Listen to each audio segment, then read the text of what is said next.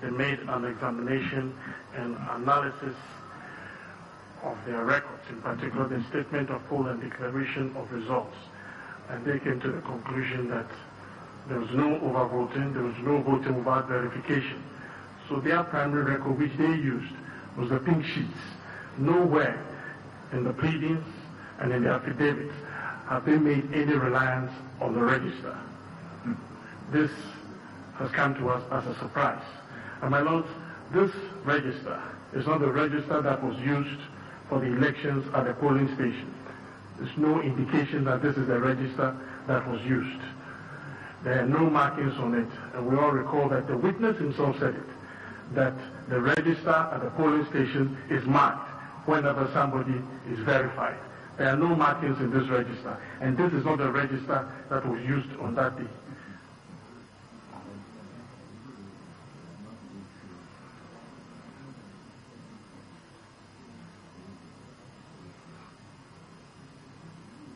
And my lord, yesterday the court ruled on a similar matter, that it has taken us by surprise.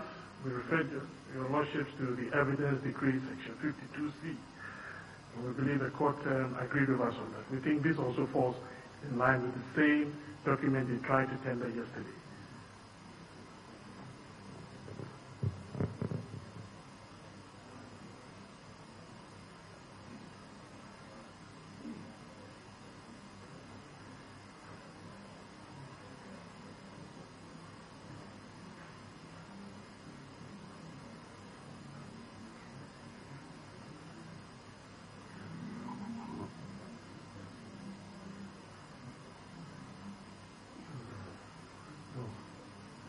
Lord, we have been through this exercise already yesterday.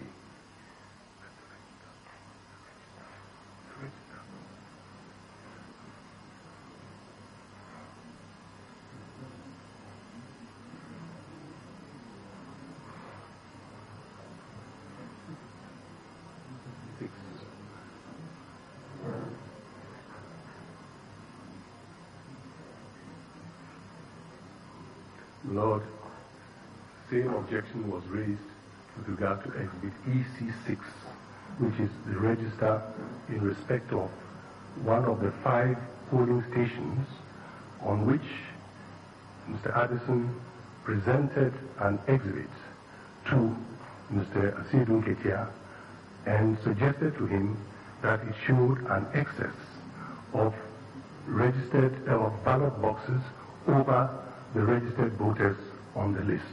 So we are entitled to lead evidence in rebuttal. It's identical to the situation in which the lordships accepted our tendering the voters register for that polling station.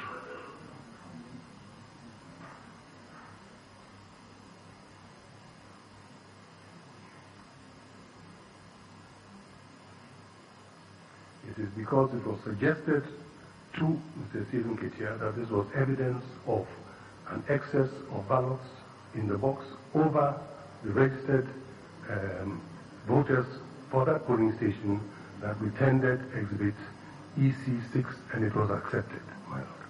And it's for the same purpose that we are tendering this document.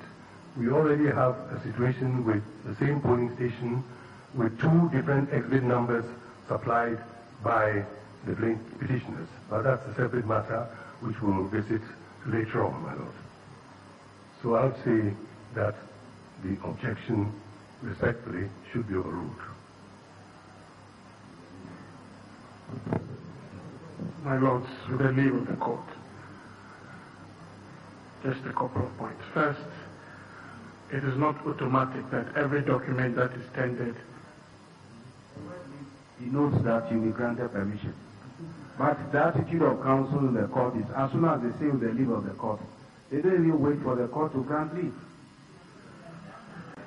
My lord, I apologize. May I have the leave of the court too?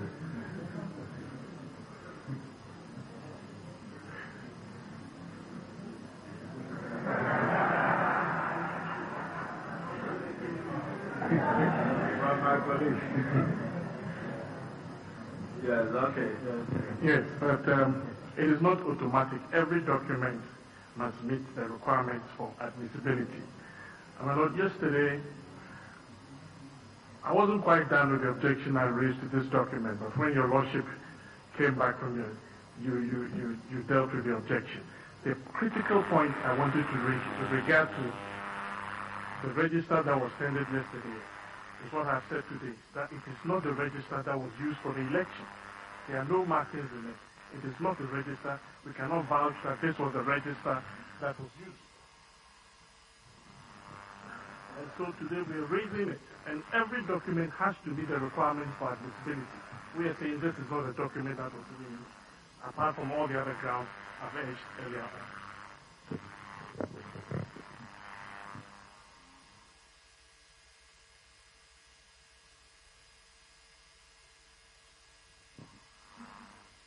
One review, which I will respectfully request, and I'll sit down until the request is considered. Just for one of the issues. With leave, if it is granted, my Lord. The last. You have overtaken. You finish outside now. Yes. Just to say that the submission my learned friend made goes to weight and not admissibility, my Lord. The point as to whether this proposed exhibit was the one used at the polling station. You did not go that far. My Lord, we need not go that far. This is the register of the polling station, the number of voters registered at the polling station. That is all. It is not the number of ticks who voted or not. The number of voters at that polling station. Because it was submitted to Mr. Asidun Ketia, and it was suggested to him that there was an excess of votes in the box in comparison with the registered voters on the register. So it is not a question of ticks, it is the voters on the register of that polling station. I hope that answers your Lordship's question.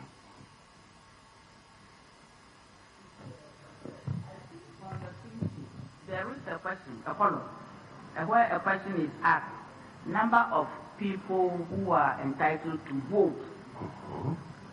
And then that question was filled, that column was filled in. So I don't know whether what you are saying is that that answer should be the number of people you have in the voters register. No. Because on the pink sheet, a specific question has been asked. The number of people who are entitled to vote. That is not correct, my And I Lord. think that is not correct. No, my Lord, respectfully.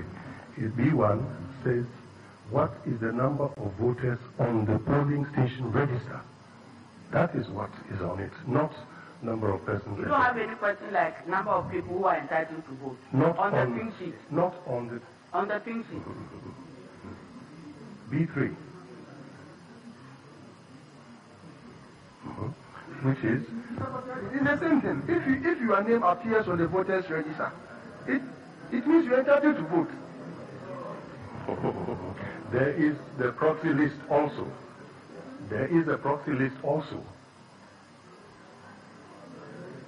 But they are also entitled to vote.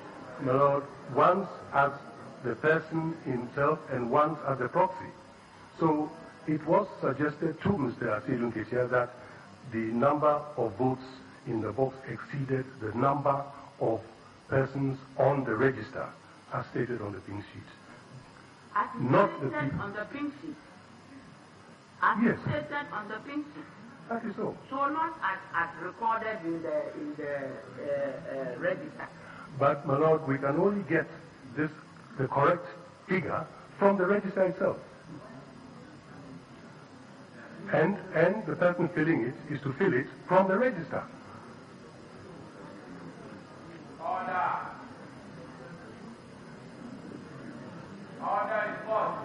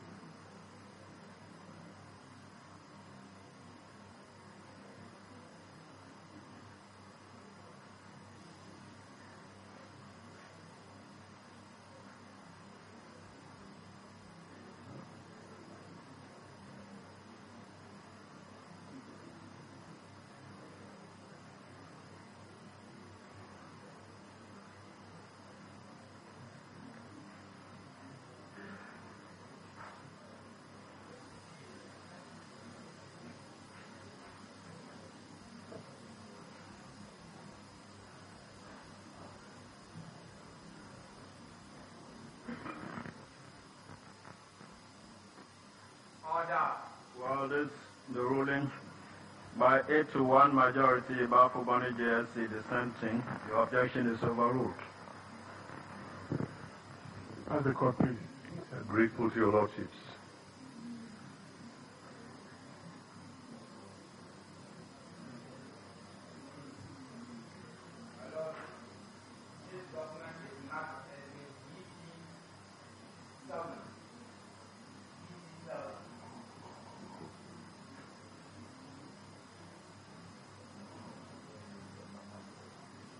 Yes.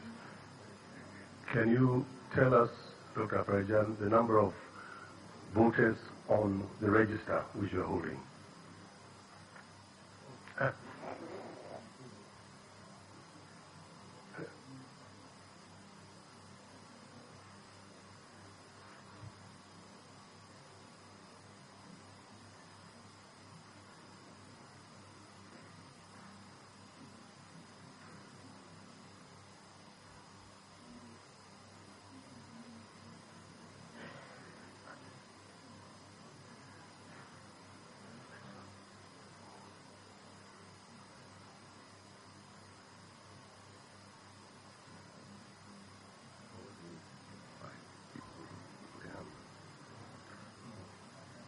Can you tell the court the number of voters on the register?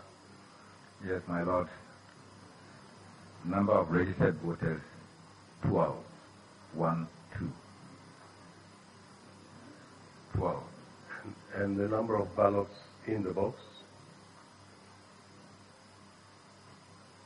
Total ballots in box, 12. In which exhibit?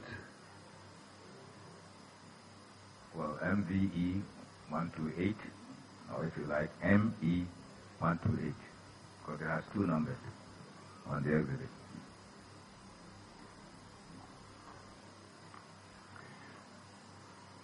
Can you,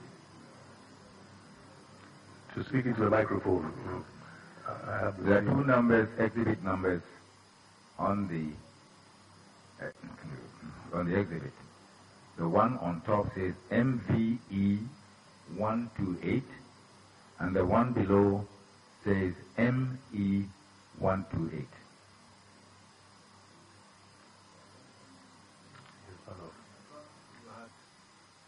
Finished with the numbers as per the pink sheets. And now we're left with the number on the register, isn't it? the number of voters on the register. Yes. My Lord, backwards.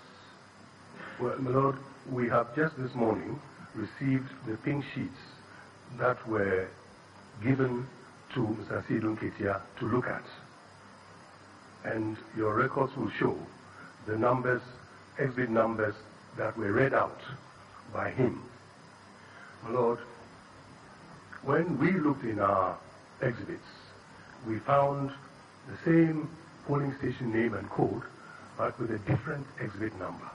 And that is why Dr. Farijan, the witness, is giving two exhibit numbers for the same polling station, all supplied by the petitioners, my Lord. One that was read in court and copied by all of us, and the other what we found in our boxes when we went to check. I'm not sure I'm following you. So far, you gave him two exhibits. He read out the exhibit numbers and the code numbers. Yes, my Lord. They relate to the same station, but that is so. With two different exhibit numbers. That is correct, my Lord. And you asked for the registered number of voters. That is so. As per those two documents. And he gave them 12-12. That is so, my Lord. And then you tendered the register. That is so. And also 12. Yes. So, but my Lord, the document was presented to Mr. Sidun Ketia as evidence of an excess of votes in the box in that polling station over the number of registered voters for that polling station. And this is rebuttal evidence.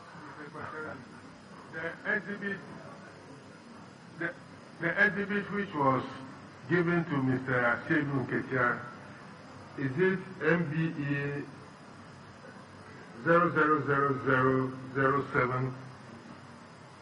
That is what was given to him and what was read out in open court for us all to copy. Okay, yes. That's what was shown to Mr. Chebin Ketian. Yes. Now, in this court, this morning, you have referred to MVE 128 or ME 128. Is that right? Yes, that is correct. Okay. Now, this register you have tendered, exhibit EC7, showing an electoral roll of 12. That is it. Which of these exhibits is it applicable to? Both, my lord. Both? Yes. That's what the president is saying. It is no longer relevant to refer specifically to a particular exhibit number because it relates to Kwabena Accra polling station. Yes, but my lord, as a court of record, if we come and a witness is presented with a document with exhibit number X and he gives his evidence, we go back to our records and we find the same polling station with a different exhibit number, I think, my lord, I respectfully say, it is legitimate for us to bring that out in the evidence. My lord, there are more exhibits for us to look at and more instances with serious implications, my lord, where you get the same polling station name and code with different exhibit numbers, my lord. This is the reason why I've given the witness both of them to look at. And I believe I'm not alone in the sense of the boxes that were received, my lord.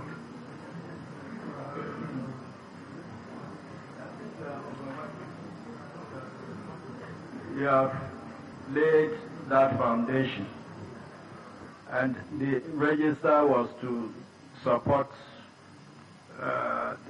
the figure on those two exhibits. You've related the register to the same polling station, and the number 12 has come. You move to the next exhibit. Very well. I don't see. Very well. Why should Dr. Abajan, if you could look at these two exhibits.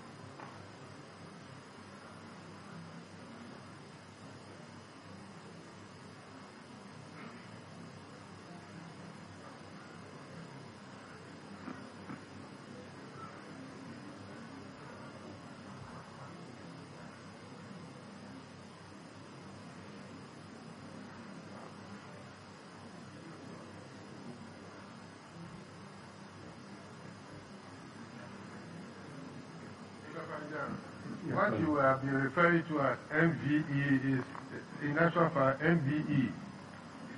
MVE, not MV.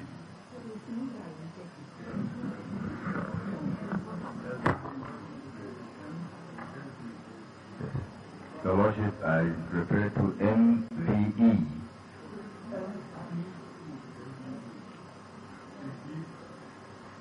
There are two on one sheet and then one on the other sheet. There are two different exhibit numbers on one sheet. Well, I saw a paper. Your Lordship, if you give it to me again, I will know. Yes.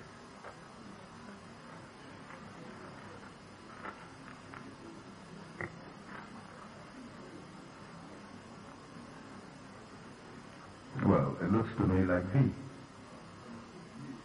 V. Yeah, all right.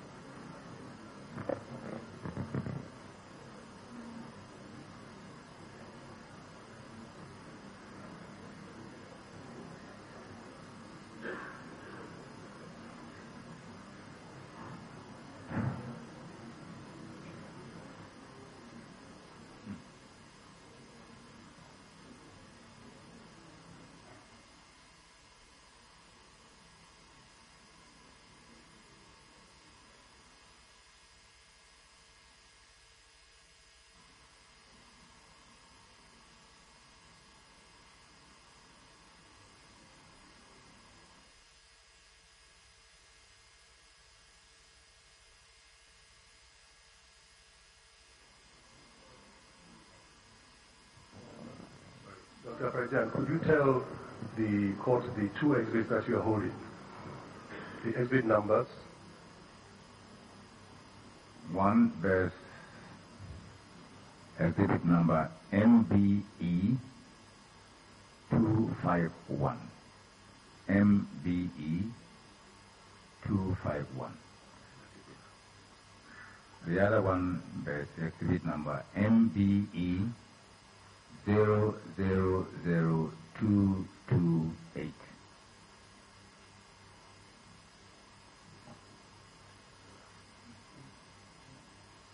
Polling station name and code, please. So the MBE 251, polling station name, temporary booth, Jim Penny, JINPENHI, and the polling station code is K030405.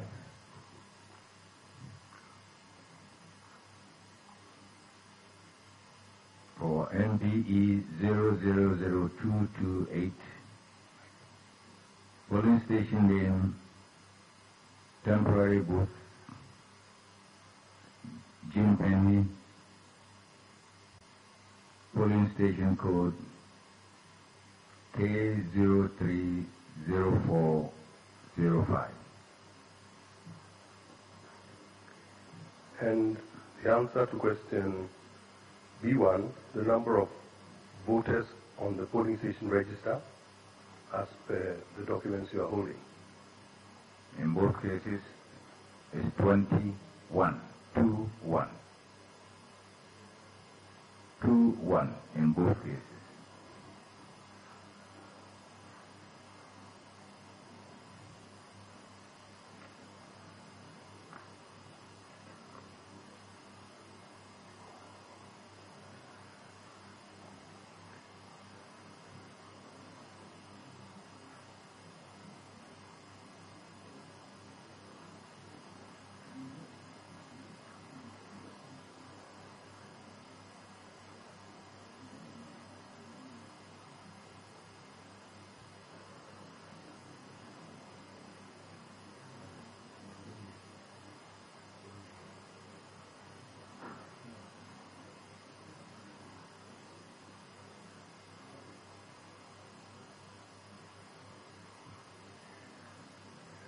And the number of votes in the box?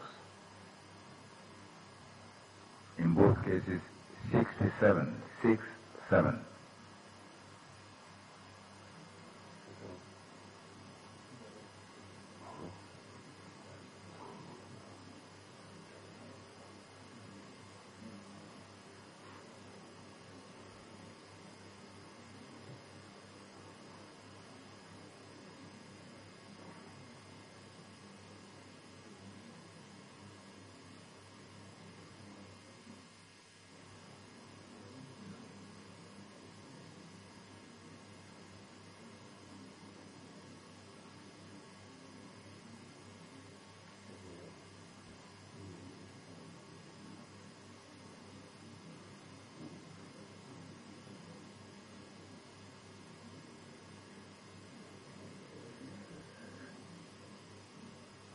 You have in your hand the register for which polling station? My lord, the polling station code is K030405. The polling station name is Temporary Booth, Jinpenny, Constituency, Wa East, District, Wa East, Region, Upper West.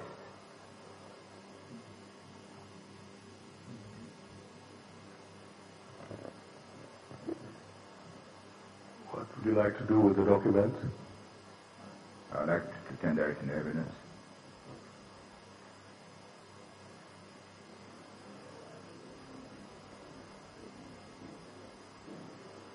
My Lord, we object to the tendering of this document. We rely on the same grounds. And I repeat that this is not the document that was used at the polling station during the election.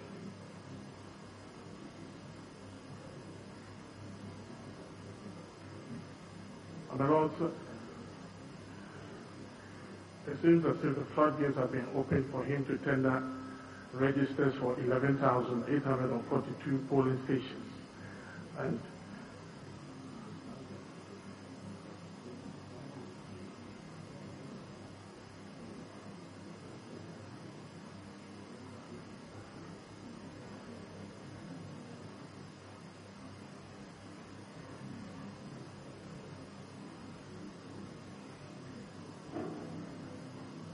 now this defeats the orders of this court of 2nd April, which require that all documents that are going to be relied on should be annexed to affidavits.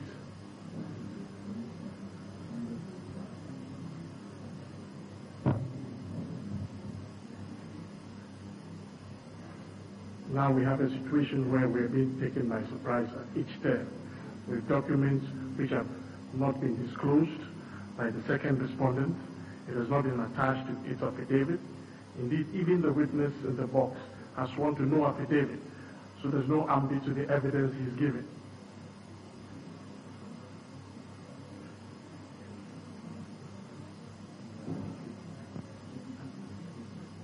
And also, with greatest respect, we consider this quite unfair, especially as we have closed our case.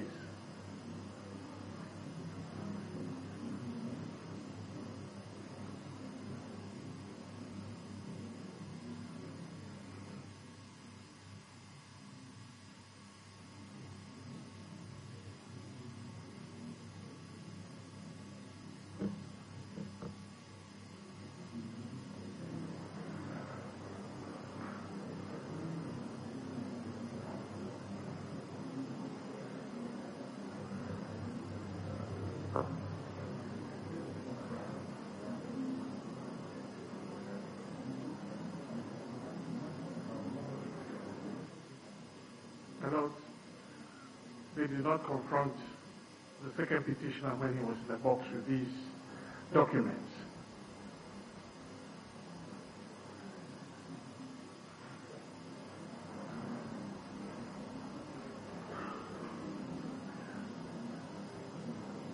And we believe that this is unfair, that they should not be conducting this case in the manner they are doing.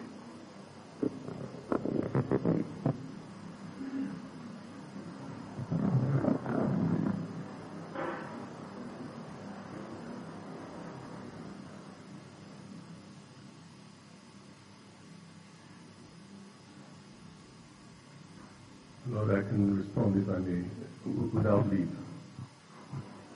My Lord, I am not here to tender 11,000 documents.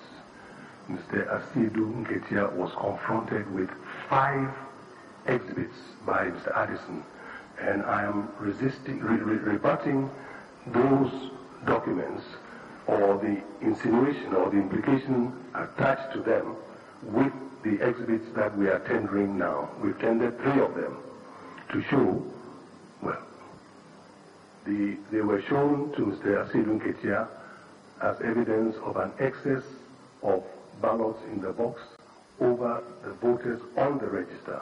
And that is what we are resisting. And my Lord, I wonder why the same objection is being raised when 2 other documents have already been tendered, my Lord, on the court's ruling.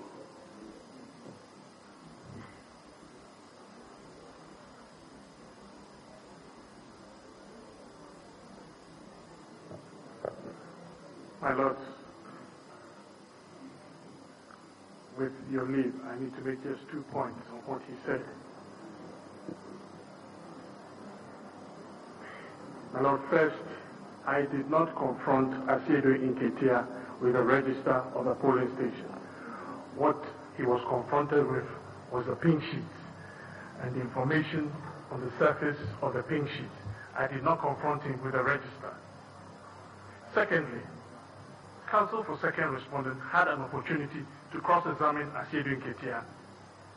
He did not take advantage then to confront him with these things that he is now bringing. But now that he's supposed to be leading his witness in evidence, he is doing re-examination for the first and third respondent, dealing with my cross-examination of the representative for first and third respondents. I do not think that it is fair.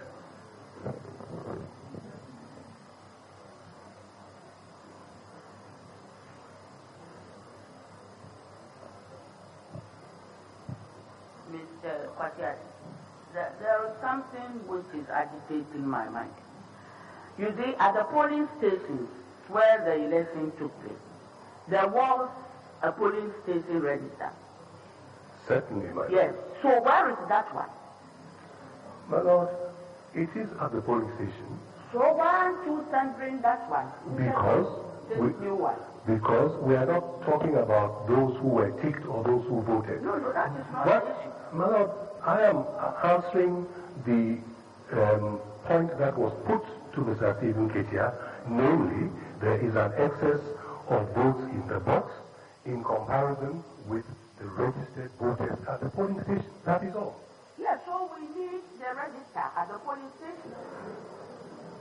That is what we will need. My Lord, we are not talking about the ticks on the register. We are talking about the number of voters on the register. And Mr. Addison will have the opportunity to cross-examine the witness on this if he has the contrary information as to the number of votes, the number of voters on the register, my Lord.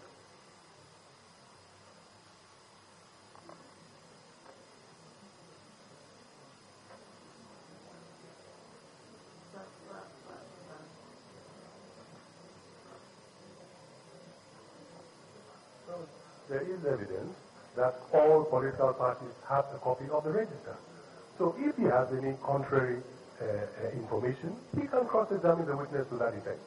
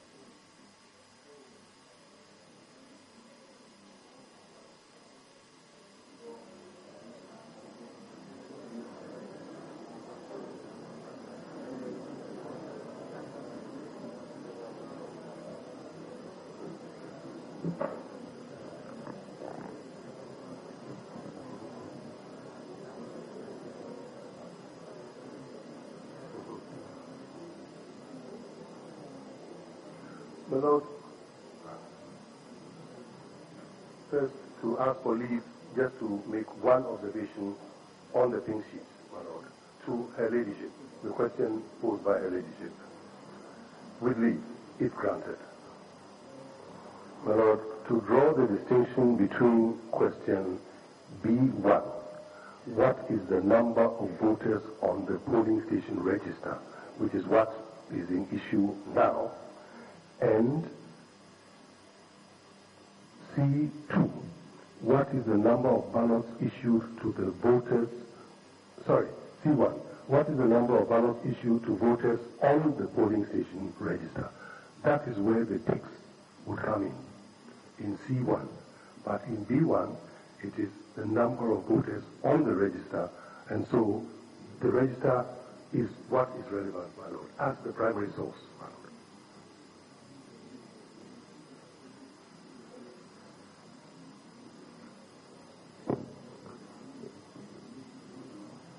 My Lord, with your kind permission, I'd like to respond to this statement.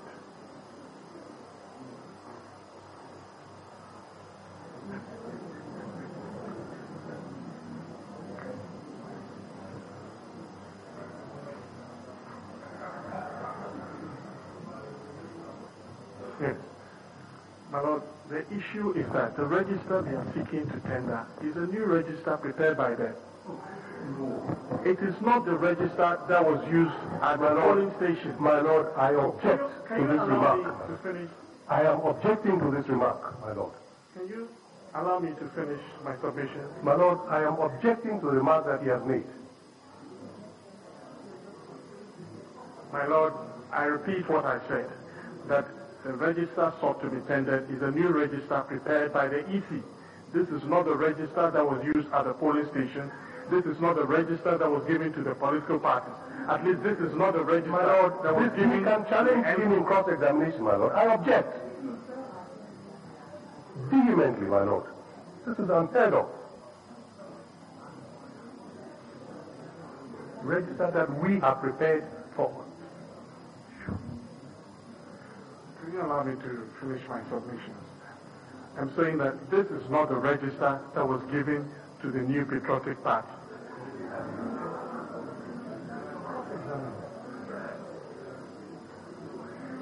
The one used at the polling station were ticked according to the voters who went through verification.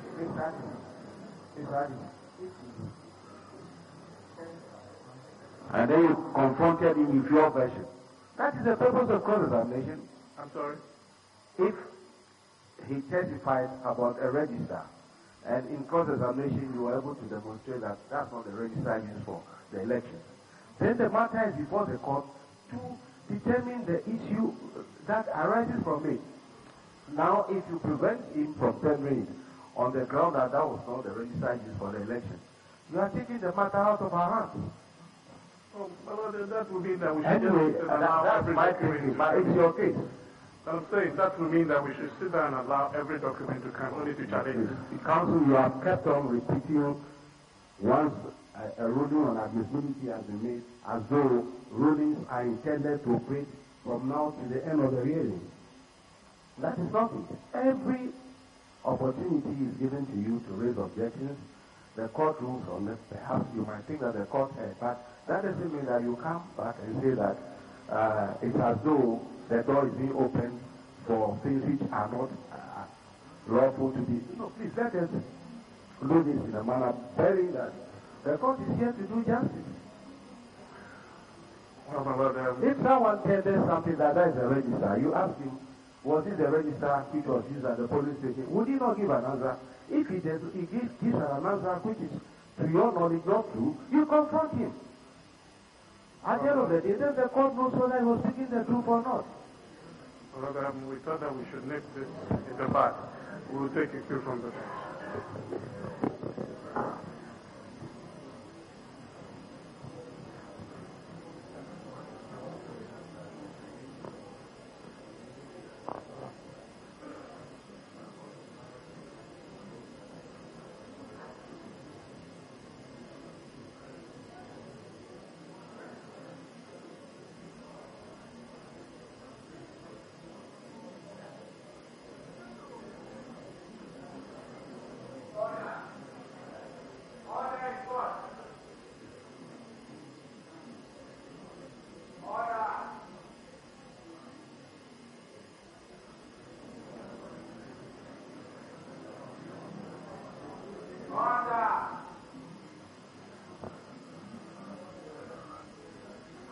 let this pass, which means he's withdrawing his objection. Very well, my Lord.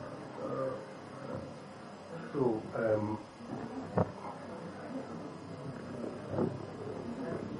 My Lord, I have not withdrawn the objection.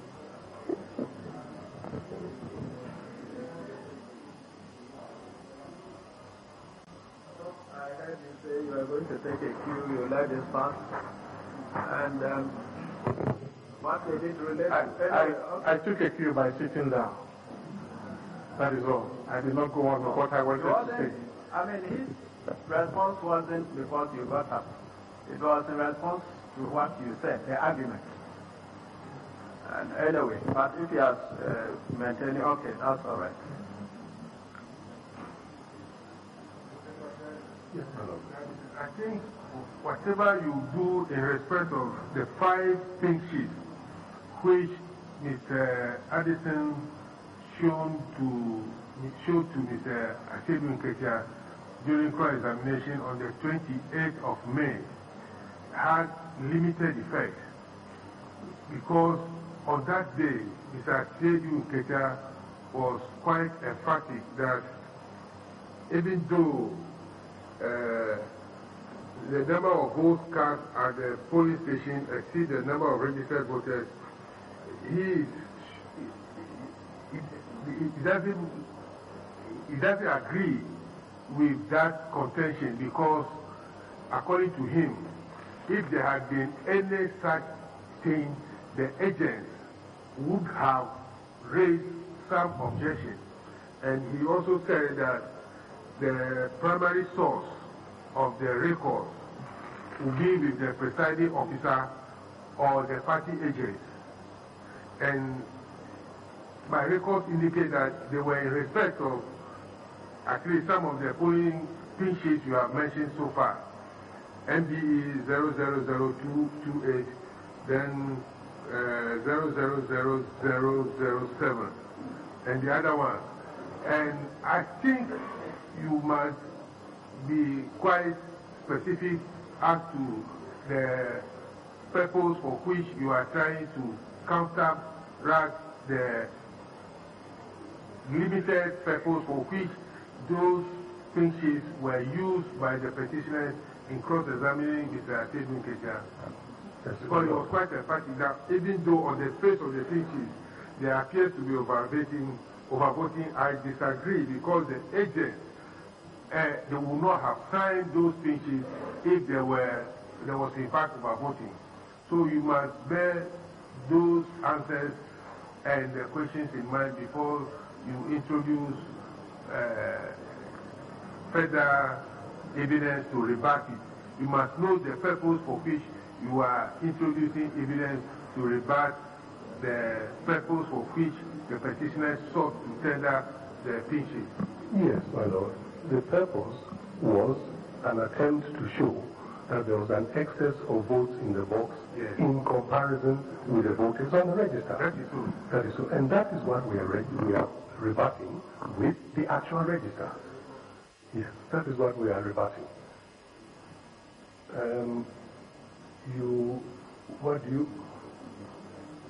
Sorry, you wish to rule, my Lord. Yes.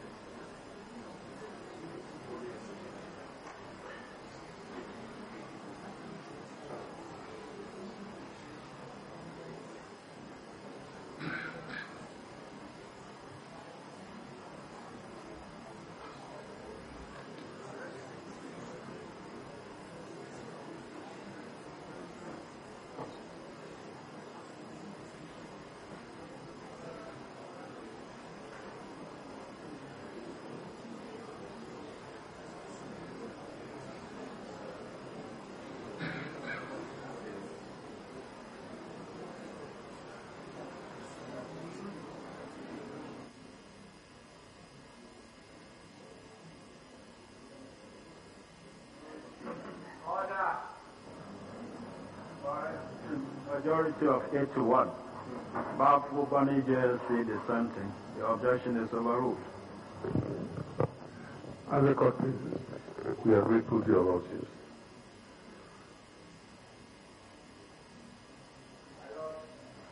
This document is marked as a mistake.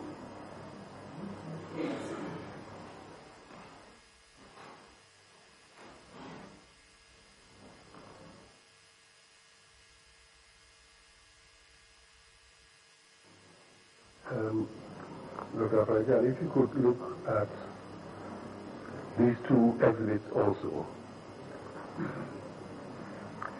Exhibit, I'm sorry, one question, the number on the register, no, sorry, exhibit, yes, please.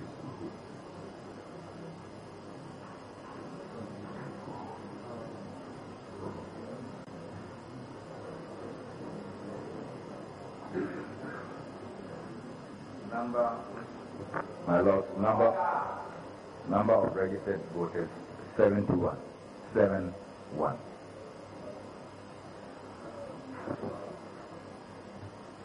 Exhibit, I'm sorry, the register.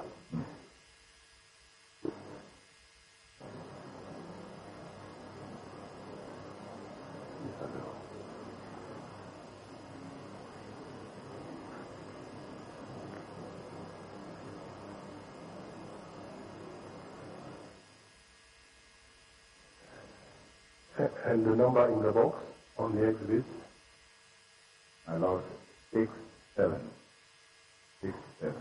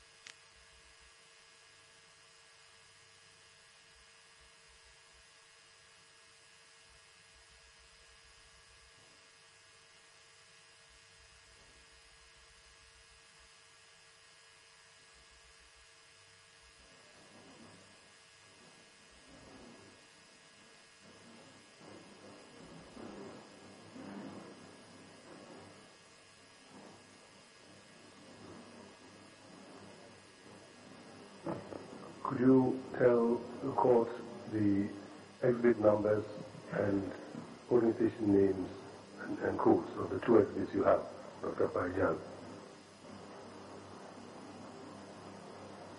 Yes, my Lord.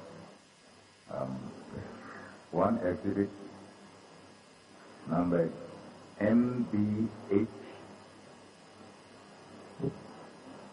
519. MBH 519. The other exhibit is marked MBH 000204.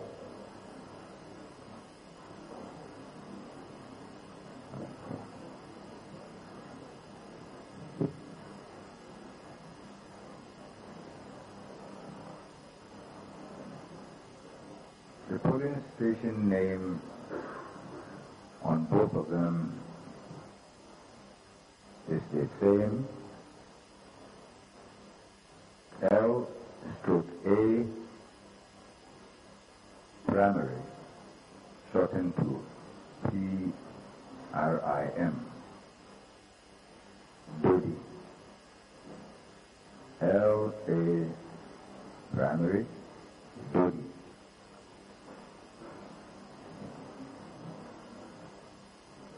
Dodi. Dodi. D-O-D-I. Dodi.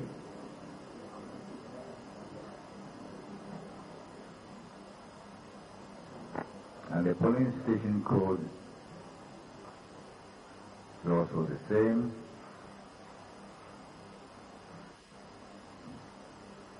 E252801.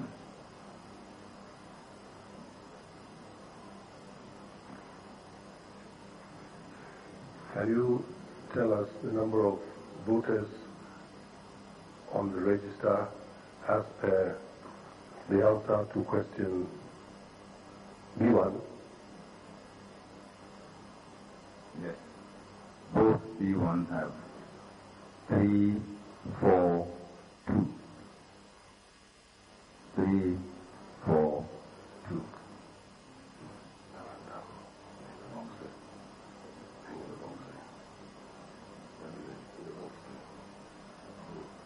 And the number of votes in the ballot box?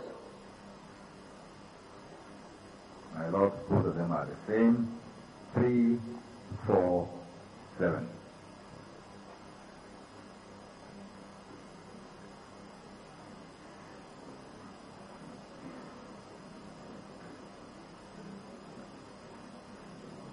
Can you take a look at the document in your hand?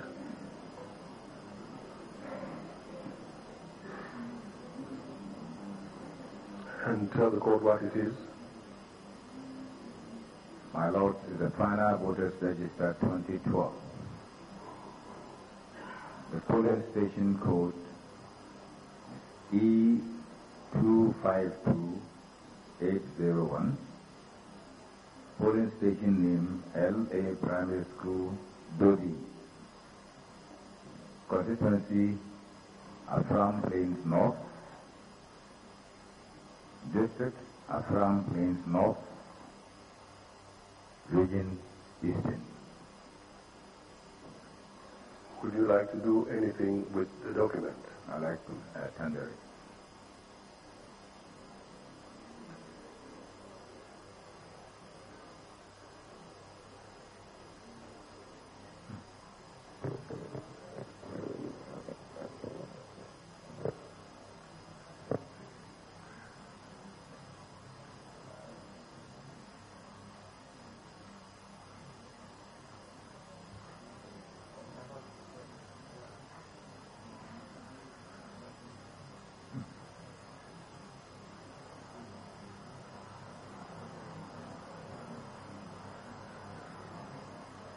My Lord, we are not objecting to this in the understanding that the previous ruling relating to the 3 registers applies also to this.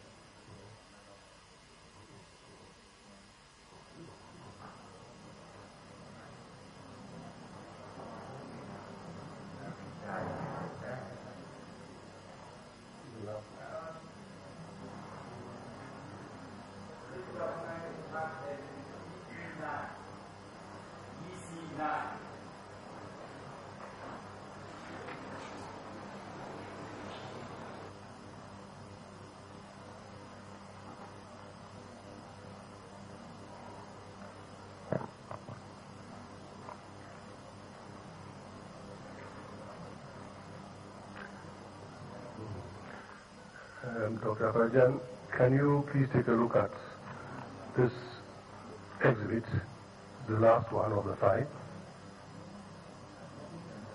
The number, I'm sorry.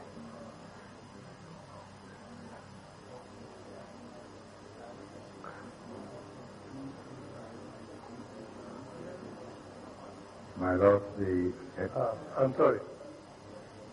I'm sorry. I omitted to ask the number of voters on the register.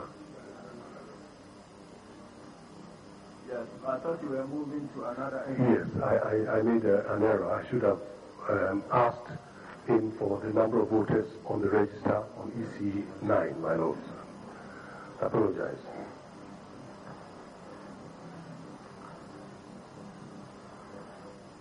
My lord, number of registered voters 629.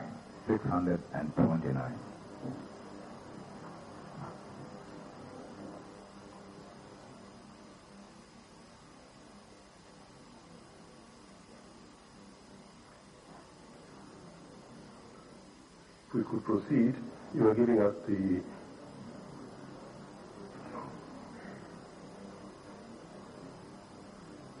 the old one. My lord, what I have in my hand, the number is MBE 000026. 4 zeros. This time we have only one exhibit. Can you tell the court the number of voters on the register as per the answer to the question? Sorry, the code and name, please. Well, the name is very, very faint, my lord. But it looks like New Market. New Market. And the code, is it any better?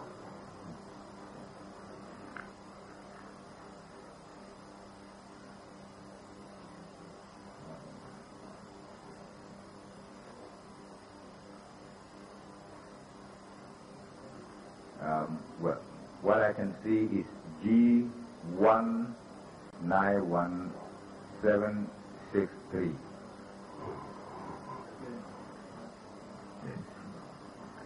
Could it be 763? Yes. Well, it's a strange code. The number, the Yes. code number. The code written here is G191763. Good. Now, And 63 prompts me that this is a very, this number might be wrong. can you tell much to, what do you say, sorry? I say 63 prompts me that it may be a wrong coding of the polling station. Can you tell the court why you say so? Because see, the 63 refers to the number of polling stations in an electoral area. We have no electoral area in Ghana which has 63 polling stations. No electoral area in Ghana. So I suspect it might be 0, written wrongly as 6. 03 instead of 0. It could be 03, yeah, okay. I'm just highlighting again. There's no electoral area in Ghana with 63 polling stations. And 03 would be the third? Yeah, 03 would be the third polling station within the electoral area.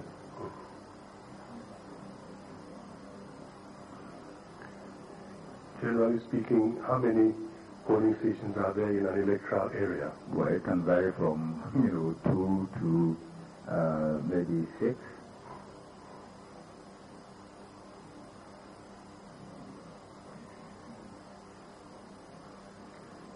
Can you tell the court the number of voters on the register as per the question on that exhibit?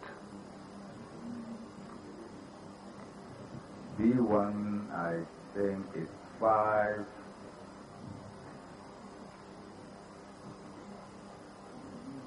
The 584 looks like 584. And the number of ballots in the box? 591, my lord.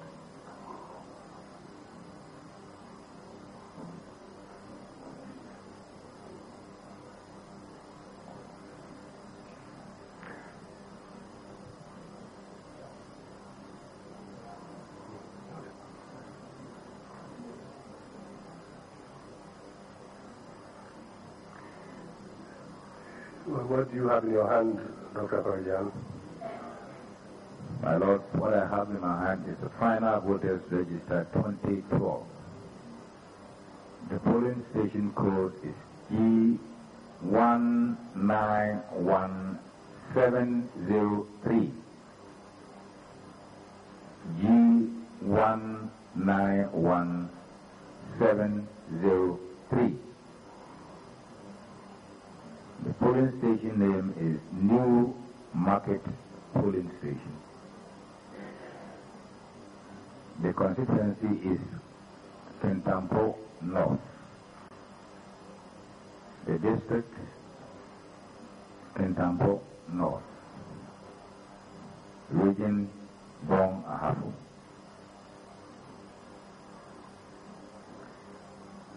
What do you wish to do with the document? My lord, I'd like to tender this document.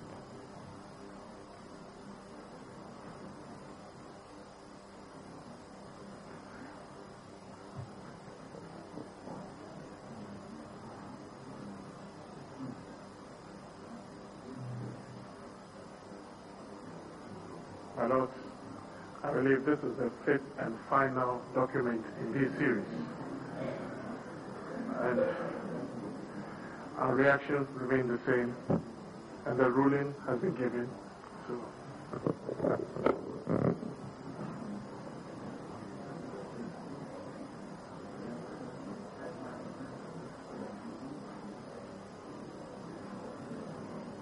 Mr. Addison wants me to speak now and forever hold my peace.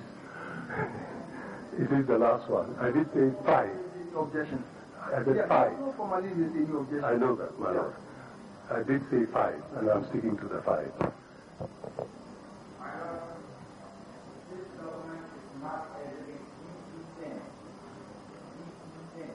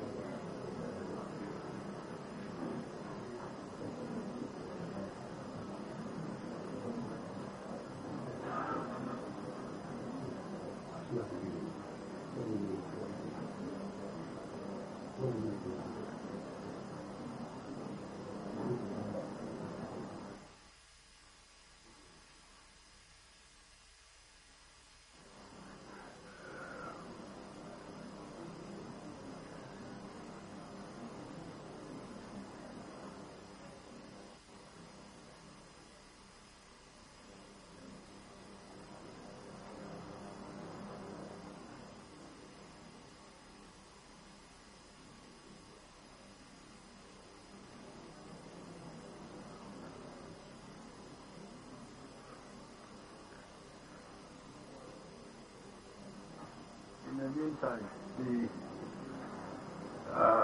doesn't mean there are only 3 polling stations in that electoral area. Yes, my lord. Okay, I'm just trying to follow. In fact, some have only 2. Okay.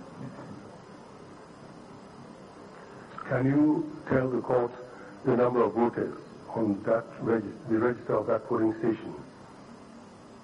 My lord, the number of registered voters is 773. 773.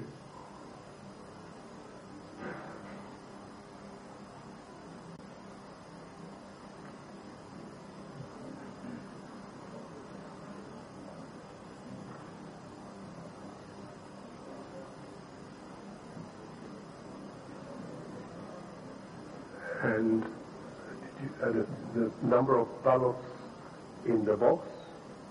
I believe it's 591.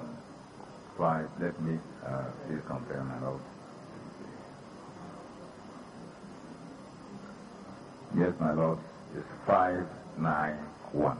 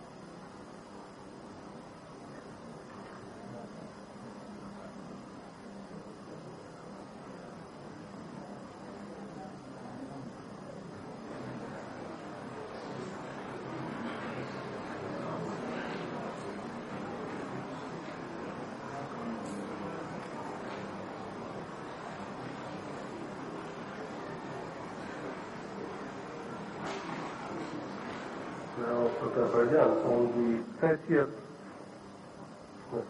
29th of May,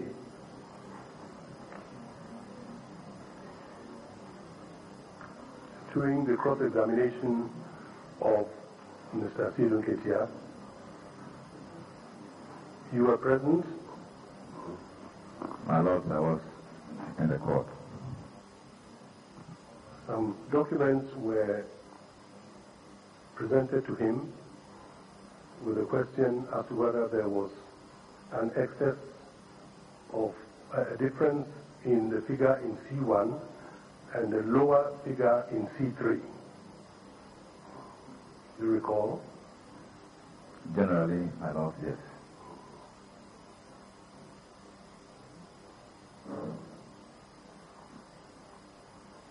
My lord,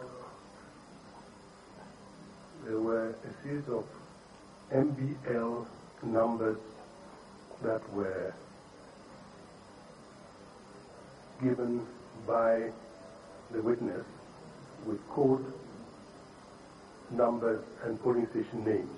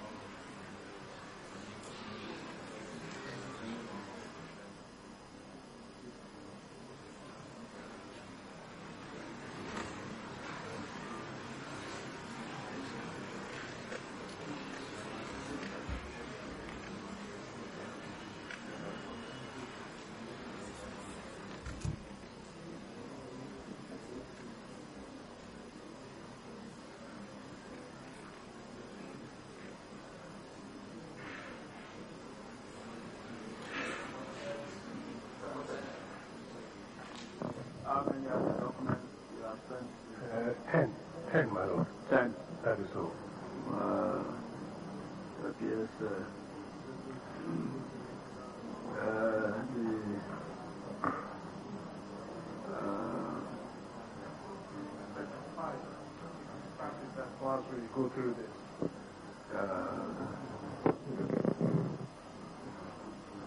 You want? My Lord, we prefer to see perhaps the full set because there is a problem with the numbering and the code names, the code numbers and the polling station names, and the exhibit numbers also, my Lord. All right. I will complete our waiting outside. Very well, my Lord. Grateful. Yeah.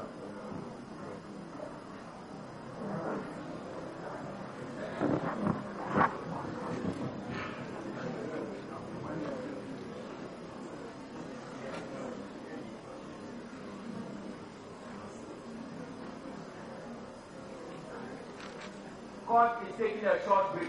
All rise.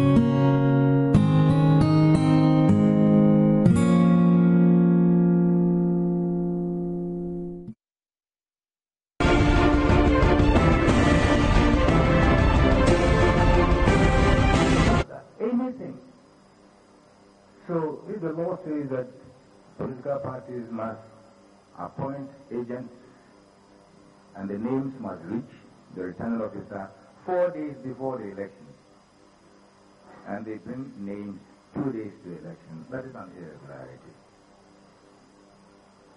If the law says that a ballot box must have 4 pull-tight seals on it, and some presiding officer finds that he doesn't have 4 pull-tight seals, but 3, and he put 3 seals, that is an irregularity. So anything at all, that is not done in strict adherence to the rules, regulations governing the elections, irregularity. It's an omnibus term. So we hear all these statutory violations, constitutional violations, all these things. They are irregularities. All of them. But if it doesn't start at 7 as prescribed by law, it is an irregularity. Now you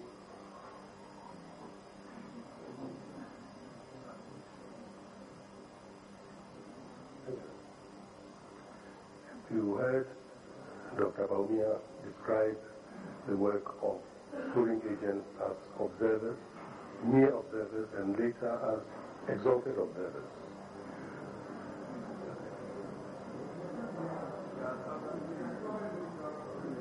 Very good. Well, did you have any observers at the elections? Yes, my Lord, we did have observers, both foreign and local. What is their work? Well, We don't tell our service what to do. We don't. They can organize themselves, go around the country,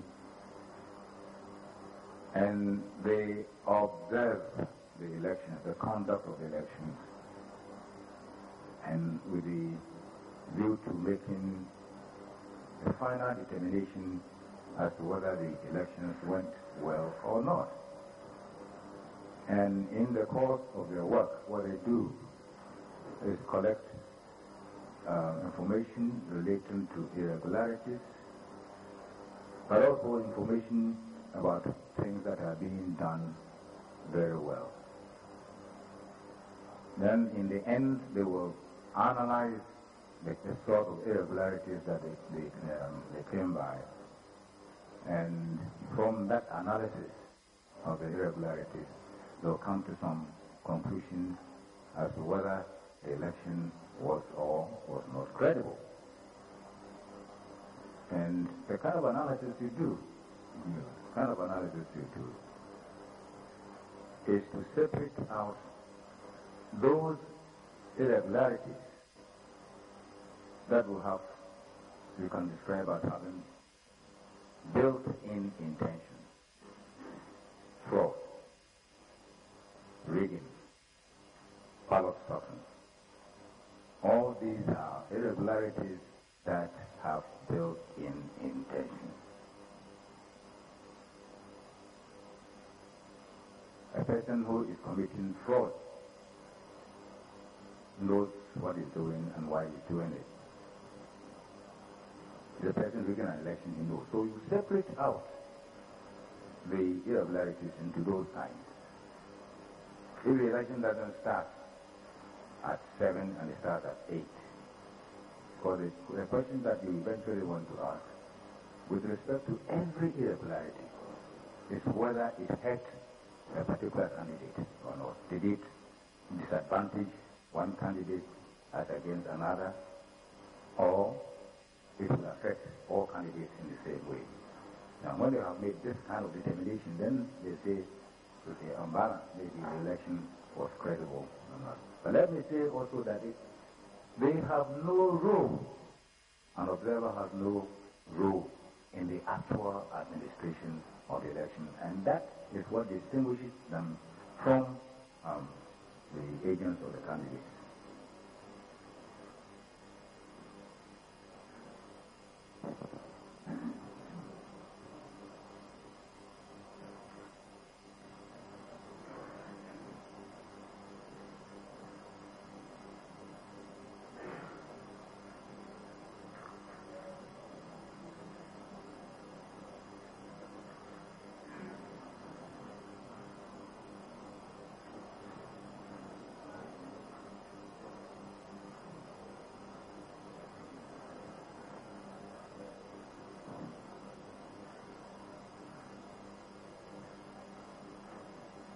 Dr. Fajan, you mentioned in your evidence some of the errors that were committed by presiding officers in completion of the forms, the pink sheets. Do you have a general comment on that? No, my general comment would be that the errors must be looked at very closely in order to be able to reveal their true meaning. I must say that at the end of the day, to the Electoral Commission that appointed these people, it's official, and we are prepared to take responsibility for their actions.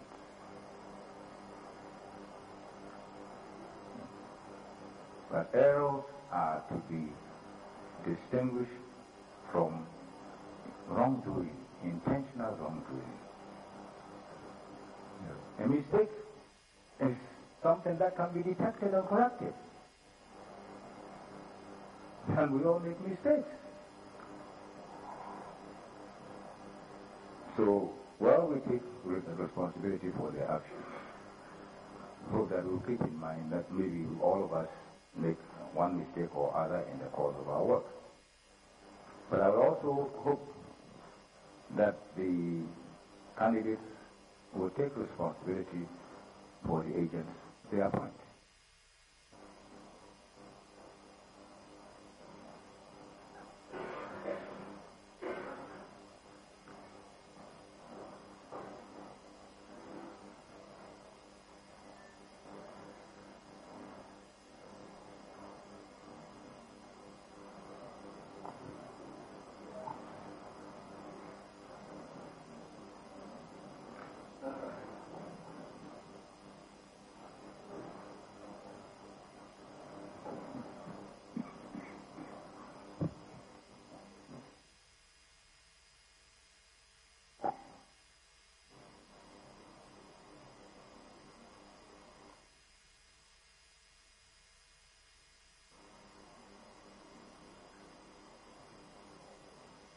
Now, Dr. President, in paragraph 30 of the affidavit sworn to by Mr. Baumia, second petitioner, and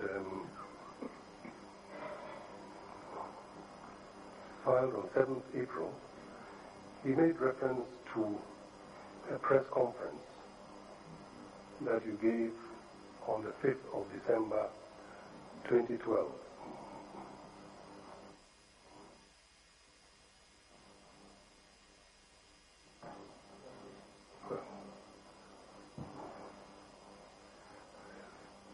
I'll read that short paragraph. Let me also share with you some of the firm decisions that we have taken together with the political parties. NV, no verification, no voting.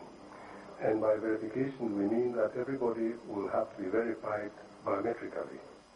We have agreed in principle that where the votes found in the ballot box outnumber the persons verified to vote, the results of that polling station will be cancelled.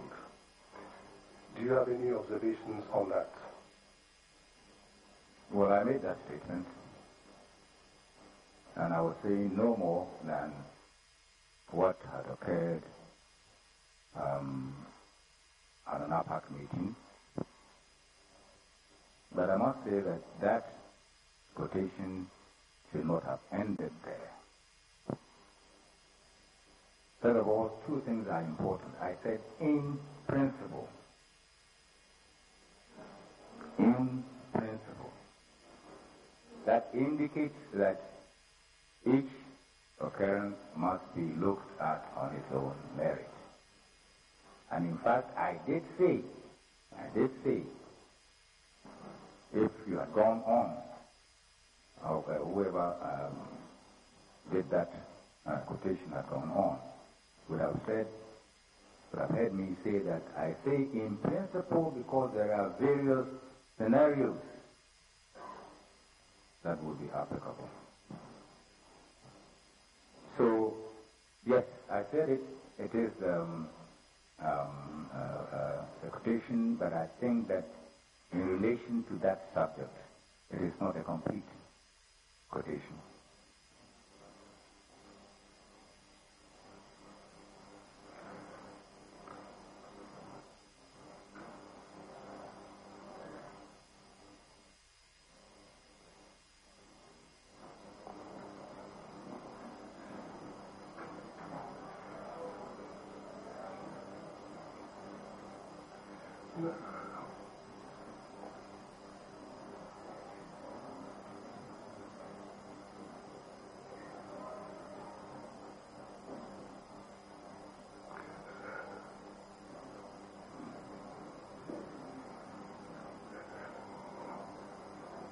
You say that when you say in principle, you meant that every occurrence of that phenomenon must be looked at on its own merit.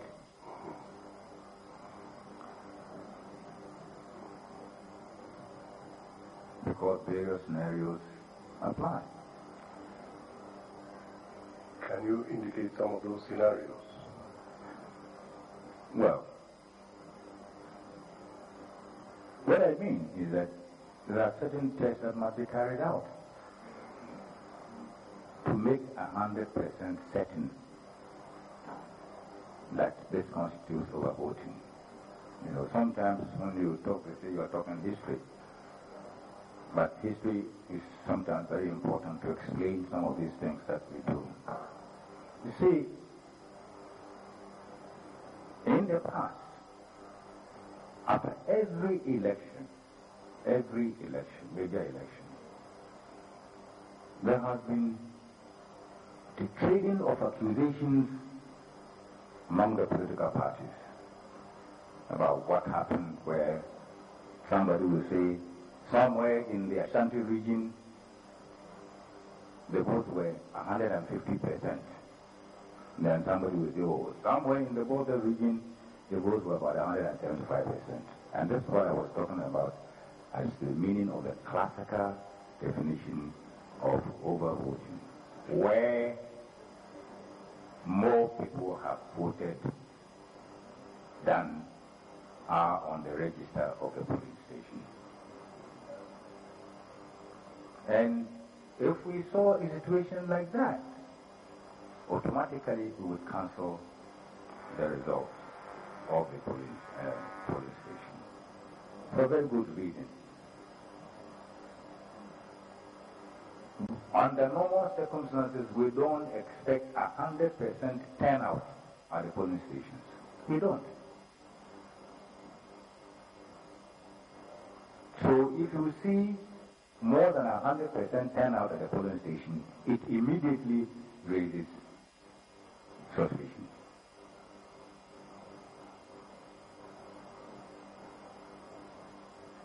So when there is more than 100% turnout in terms of the number of persons on the voters register, we have no hesitation at all about cancelling the results of the station. Now, we have shown, or at least we are saying, that nowhere in Ghana has it been shown that this classical definition of overvoting occurred. There's not even one place in Ghana where the number of persons who voted were more than the number of persons on the register.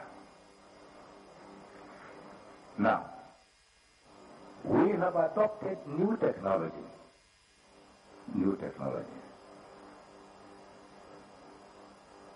Biometric registration and biometric verification. This means that we have a very firm way of determining the number of persons who vote. Maybe I should have added that previously, beyond what you were told, you didn't know exactly what happened at the polling station. With the adoption of the new technology, and that is why we spend so much money to develop this system. There are ways to tell. Particularly when we have said that everybody will have to be verified. There are ways to tell whether people were verified or not, and how many were verified. But you see, what I've been saying is that I am not happy.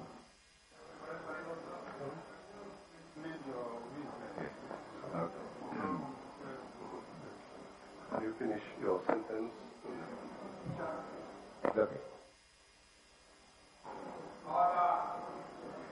Now, have you finished your sentence? Finish your sentence.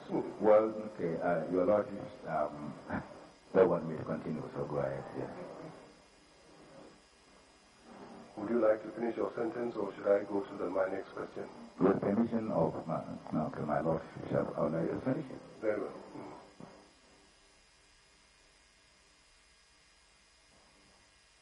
Please go ahead. The answer. And you're not going to ask the question. I didn't know what question he was asking. I'm giving. Sorry. So you were giving us certain scenarios. Yes, I was giving you certain scenarios. Okay? Reasons. Okay. Now, okay, let me put it in a very short sentence. If I noticed, or on the face of the pen sheet, if I notice on the face of the pen sheet that there appears to be excess votes, I will subject the situation to very close scrutiny before I take a firm determination as to what to do.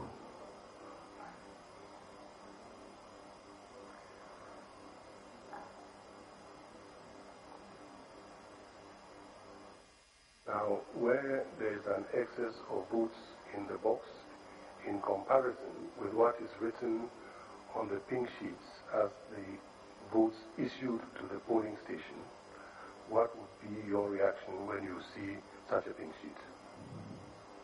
I would, as I said just a moment ago, I would subject the situation to very close scrutiny. There are a number of things that will have to be done. I will not assume that the presiding officer has done anything correctly or wrongly. I will seek to redo what was supposed to have been done. I will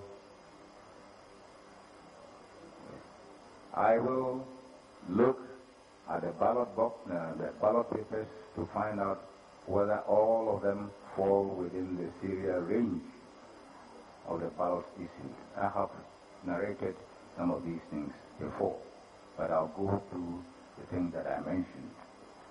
But I must tell you that I must do everything possible to make sure that indeed there are excess votes.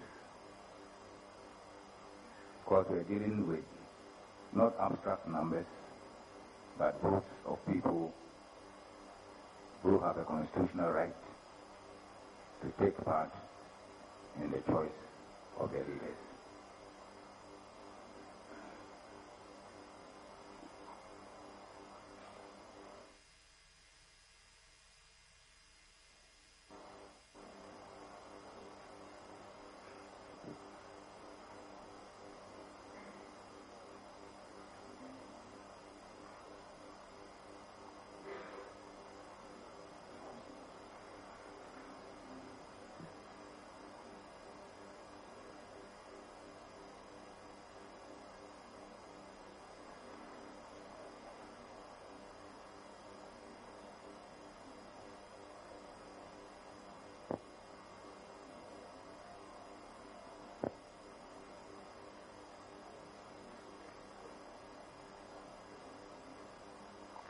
Now, Dr. Parajan, you are aware that the petitioners are claiming that votes should be annulled on the grounds that the presiding officers at some polling stations failed to sign the declaration of results form.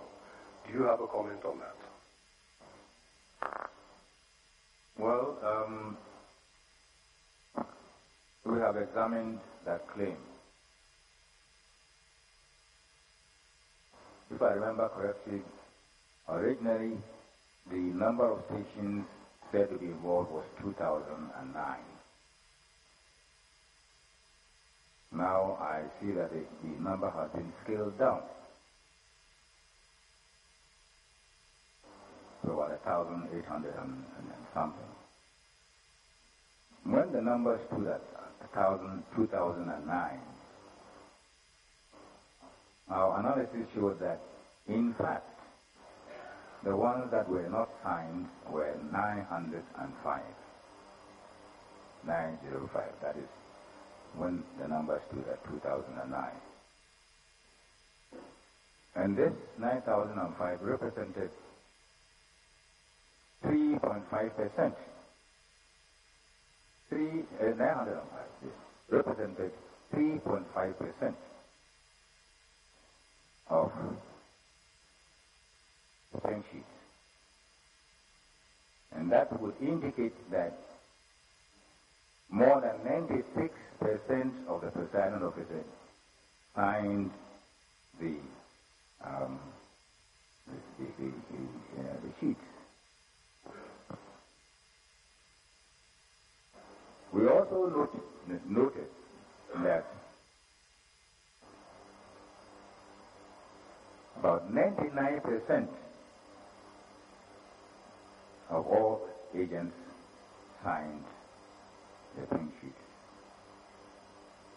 Incidentally, my Lord, we have no officer called assistant presiding officer. So when mention is made that the presiding, it was not signed by the presiding officer or his assistant, there is no officer called assistant presiding officer. So it's only the presiding officer that can sign. Apart from the presiding officer, it is the candidate agents that can sign. These are the only two groups. So nobody could have signed on behalf of the presiding officer. I think we should also bear in mind that the presiding officer has a lot of work on election day. On election day. He performs a lot of duties. Signing the pen sheet is only one. He supervises the election all day. He is the one who will make the entries on the pen sheet. He is the one that will count the ballots in open public, and he is the one that announces the results. And these results are for the candidates. Who will saw the candidate and saw them out and announce the results as to who has won or not. So the presiding officer has a lot of duties. Signing is only one of them. So we take the view, we as the commission take the view, we acknowledge the fact that some of the pen sheets were not signed. And I've given you an indication of the quantum. But we take the view that when he has performed all these other duties,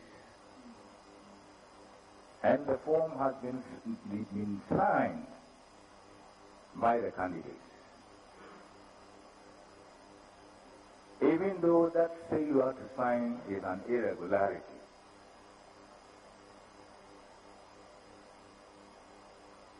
it will not affect the validity of the results, and therefore, from the point of view of the commission, where the presiding officer has not signed, but the agents have signed, we accept the result.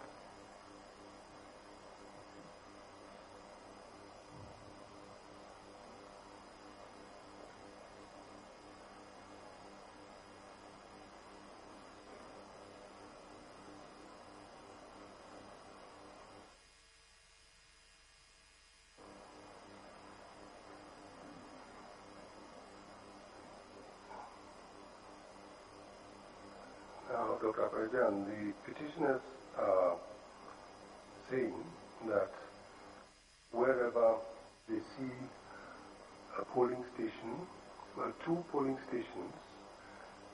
polling station with two pen sheets with two different results, the results should be annulled by the court. Well, I entirely disagree. This situation will arise only where one of them was used for purposes of the special voting.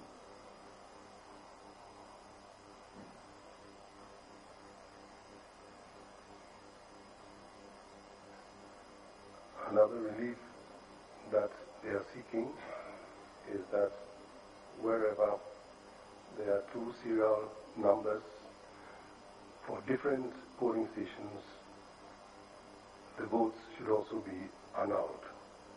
Do you have a comment on that? I entirely disagree, because here numbers have no significance in the preparation, the collation of our results.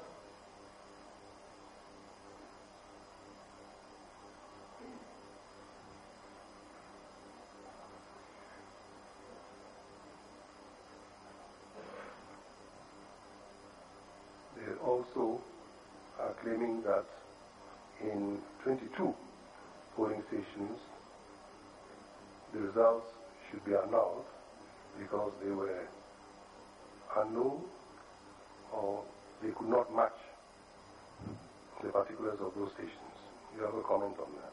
My Lord, I think we have demonstrated that those 22 polling stations were part of the 26,002 polling stations used to conduct elections.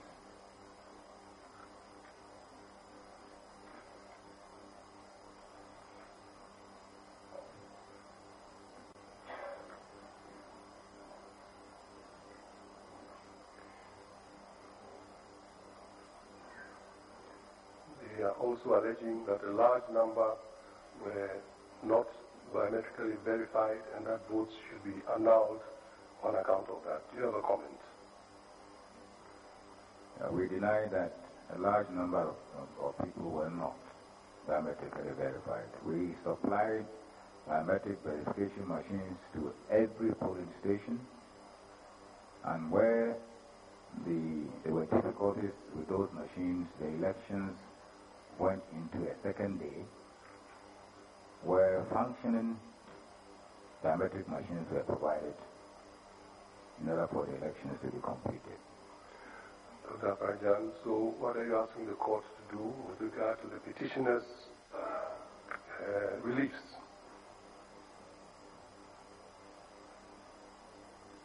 Well, I would say that the relief should not be granted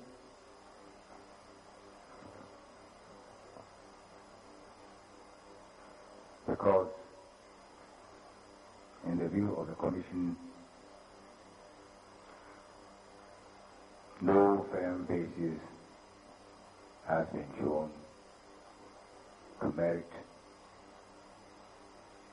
the grant of those reliefs.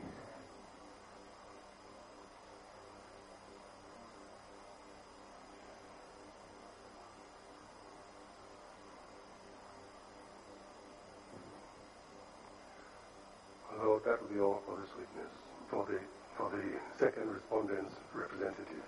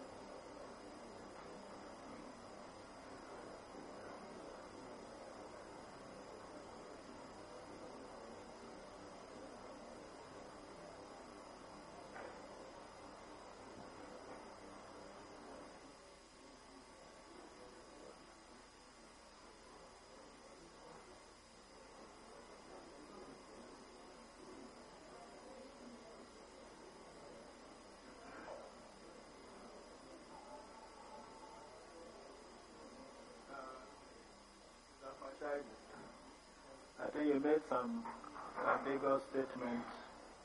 One, to be clear on our record. You said on account of variations in certain particulars relating to the documents.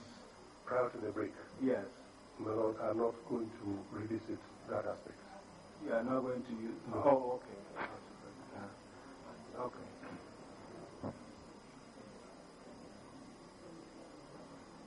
Yes. Cross-examination.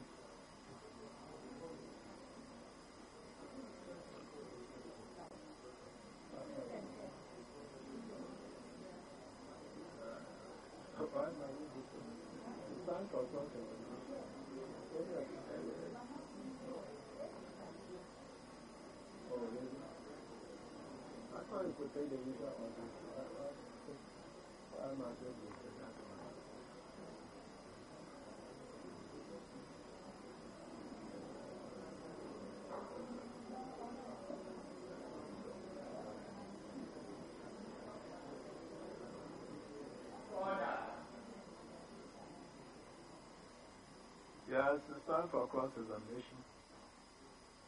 Or nobody has cross-examination.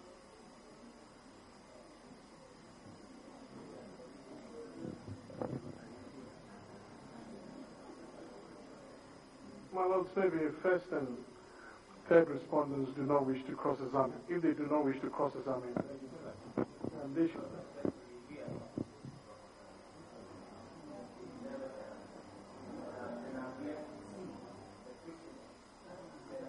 Cross-examine a fellow defendant for the plaintiff guys. It will be completely unprecedented. We are, in fact, if you were alleging a conspiracy between us, between the defendant, that's where, then perhaps you may make a special case for that. We are very independent parties. And I'm honestly yet to see a precedent. And this precedent was actually demonstrated when he started cross-examining our witness before the EC. So.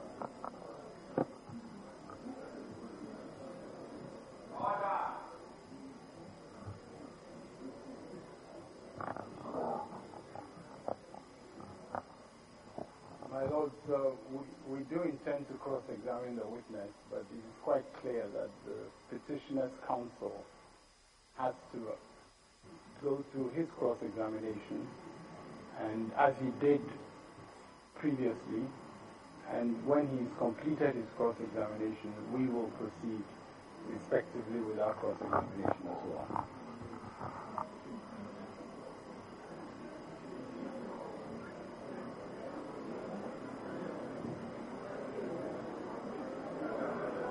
Order report.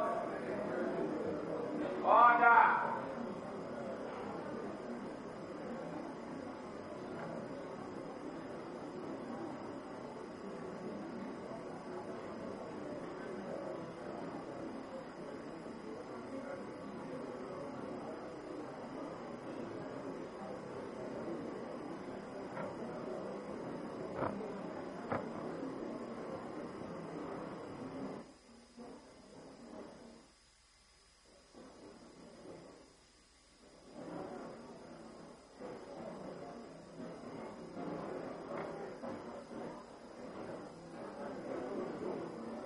Order.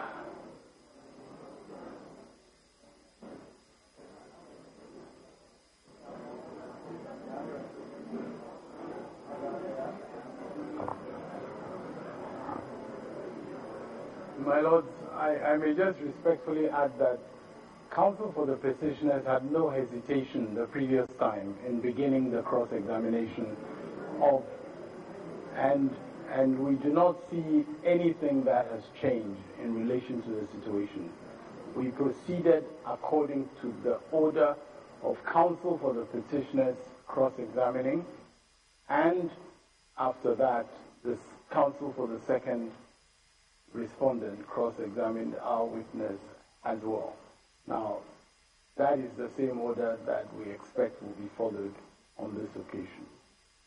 I mean, this court has clearly distinguished the matter to the extent that we are not even allowed to interfere with examination, cross-examination, objections, etc.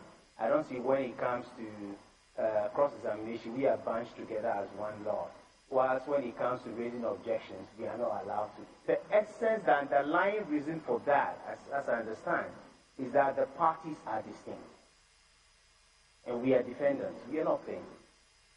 The plaintiff, we are respondents. The plaintiffs must start, and then we respond to it. My Lord, respectfully. My Lords, clearly the respondents do not have adverse interest in this court. We have all seen the way they have conducted this case thus far, where the second respondent, given the opportunity to cross-examine, rather goes ahead to do re-examination. He, in his evidence in chief, has sought to do re-examination of the cross-examination of the respondents of the representative for first and third respondents. Quite clearly, if the petitions were to cross-examine now, the same thing is going to happen again. They are going to do re-examination behind our backs. That is why it is important that the respondents go ahead and cross-examine, then we cross-examine last.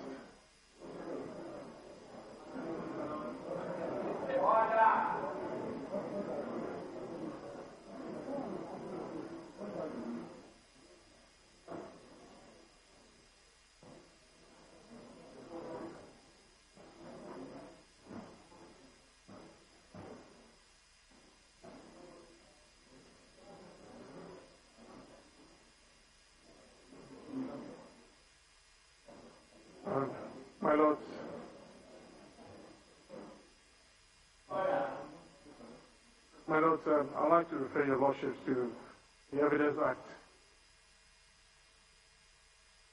Section 71, on cross-examination of non-adverse witness. It says, the court may treat the cross-examination of a witness by a party whose interest is not adverse to the party calling the witness as if it were an examination in chief, in which case they are going to do the cross-examination. It will be regarded as an examination in chief so that we can do the cross-examination after they have done theirs. Thankfully, that provision does not determine the order of cross-examination. It talks about how the court treats it. It does not talk about how. And in fact, how it treats is also discretionary. It talks nothing about the order of cross-examination. In fact, that settles the question about the order. Because if it was intended by the Act that non-adversaries should cross-examine first, it would have stated that this Act is clear.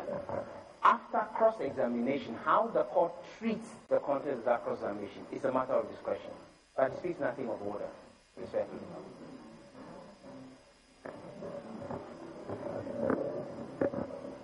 My Lord, if it's treated as examination in chief, that will entitle us to cross-examine again.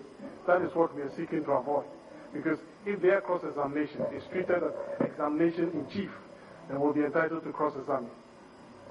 My Lord, it's discretionary. It's after the evidence is given. You wouldn't know what I'm going to cross-examine with, so you cannot preempt that by asking me to cross-examine first. It's after the cross-examination, your Lordships examine the testimonies, then you may, and that is discretionary.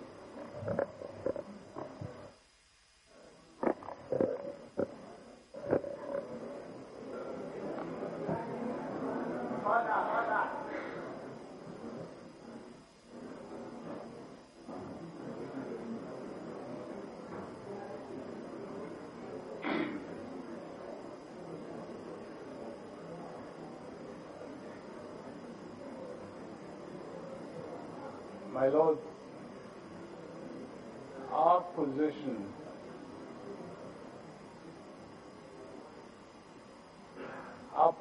respectfully is that we have separate and independent interests. As he sought leave from the court, I mean, can we be going on like this and from left to right? I don't remember you seeking leave from the court. My Lord, respectfully, our position, as I was indicating, and the Lord... He has not sought leave from the court. That's what I'm saying. He has not sought leave from the court. If he keeps on like that...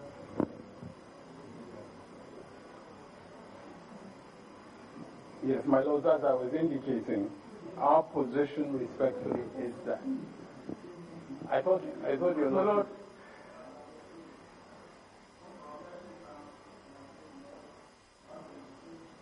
so he sought leave. Most grateful, my Lord, most grateful.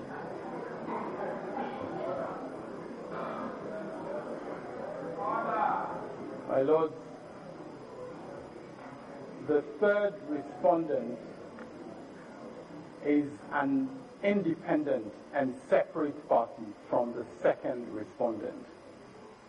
In respect of the first respondent, we are also an independent and separate party, but in the interest of expedition in this matter, we conferred with the first respondent and we offered to this court one witness who also testified on behalf of the first respondent. That was really out of our desire to achieve the objectives of this court in terms of expedition.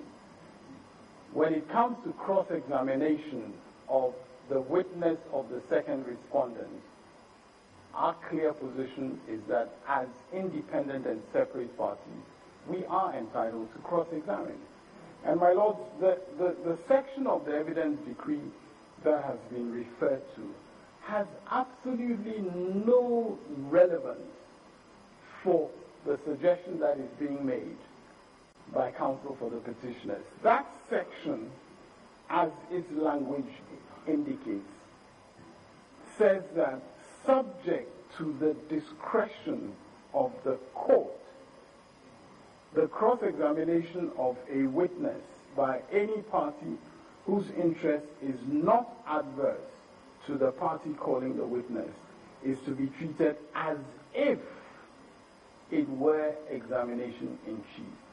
So, my Lord, this is a situation where, upon the cross-examination being conducted, the court may, in its discretion, assess that the interests are not adverse. The interests of a particular party are not adverse.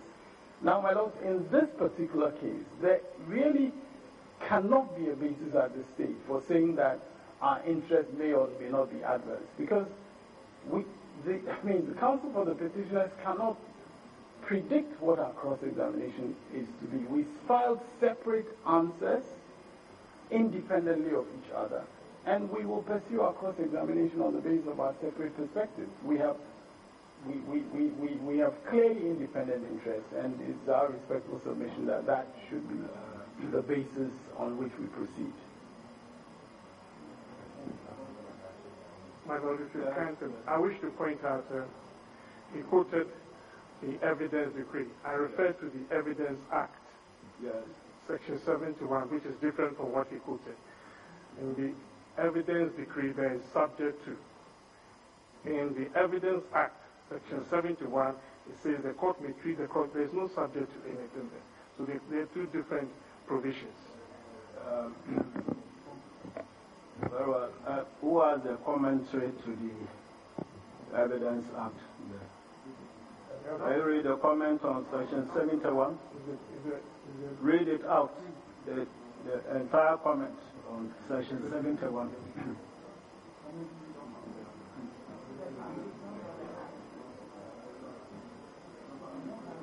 Only about the legal question. I think we are having a discussion.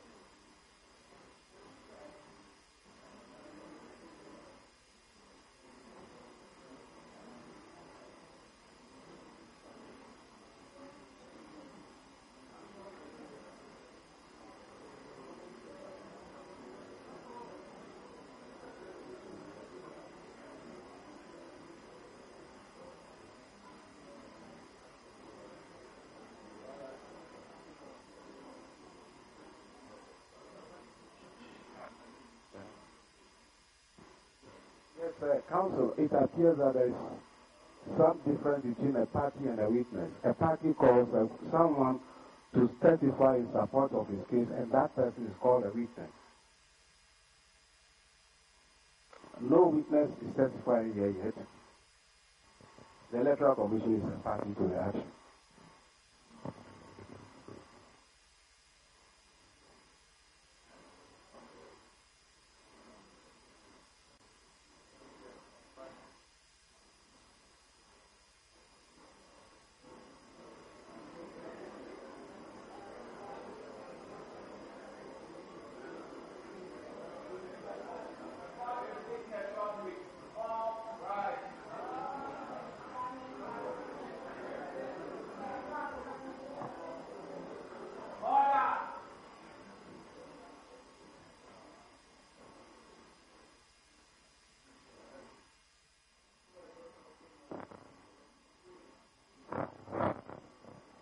Next time that happens, we'll exclude you from the court.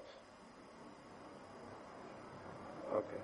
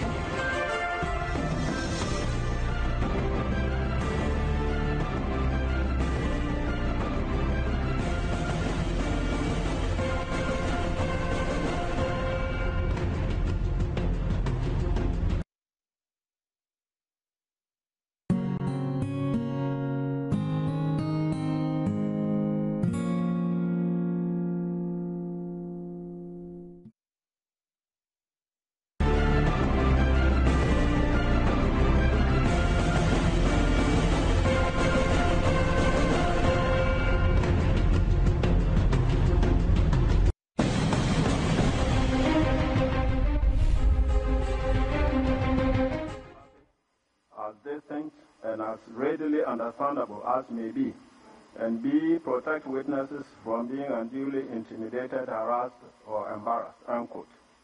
Applying this provision, as particularly paragraph A thereof, we have experienced the tendency when counsel for the second respondent was cross-examining the third respondent to treat the same as if it were a re-examination, leading to a sustained objection in that regard by counsel for the petitioners.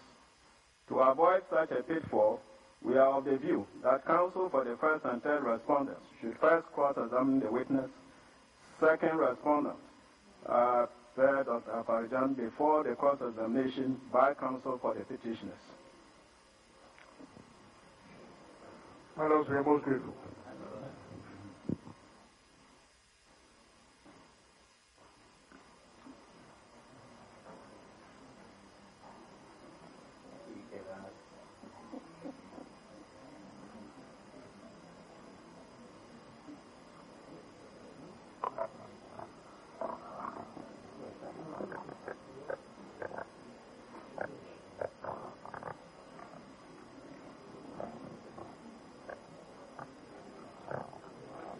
Let me say that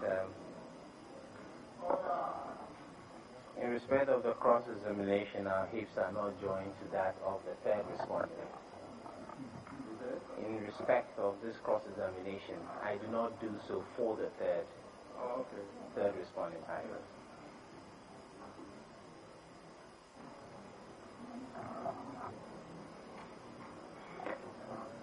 Now, during your examination in chief, you were asked about some of the advantages of using biometric technology. And if I recall, you indicated that it was more accurate and helped prevent multiple registration, among others. Yes, hello. Now, in this particular registration then, is it your case that in fact multiple registration was prevented? In fact, so yes, multiple registration was prevented, and where it occurred and could not be prevented at the polling station level, it was detected at the central level, and there were numerous instances we detected, and we deleted a lot of names from the register on the basis of multiple registration.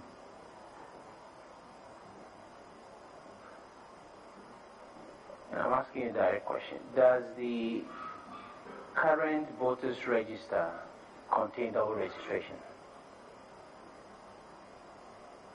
I don't think so.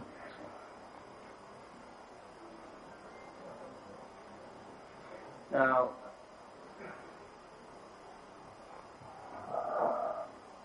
again, on the voting day, presumably, it's only those whose names were on the register were allowed to vote.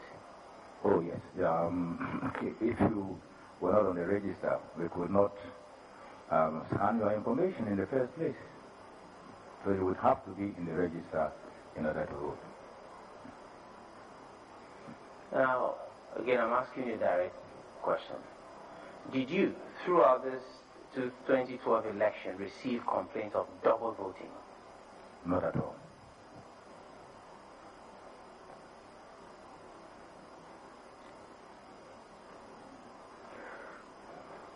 Broadly speaking, though, what are the usual causes of overvoting? Well,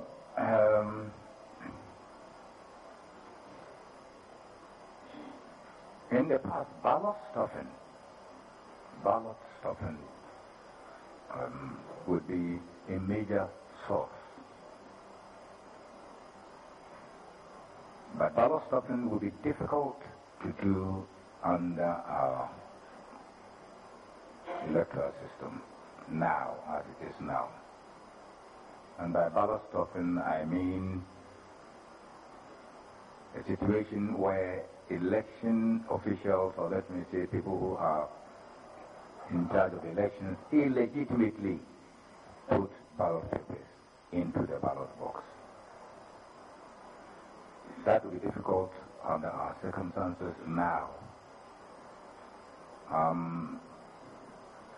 So ballot stuffing, I will rule that out completely. Maybe somebody has some forged ballot paper, which he takes to the polling station and manages to slip that into the ballot box. These are the instances. Then outside collusion among party people, these are the instances that I can think of.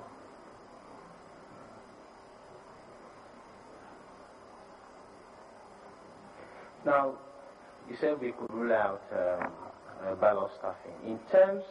In relation to forged ballot papers, is there a way to deal with that? Yes, well,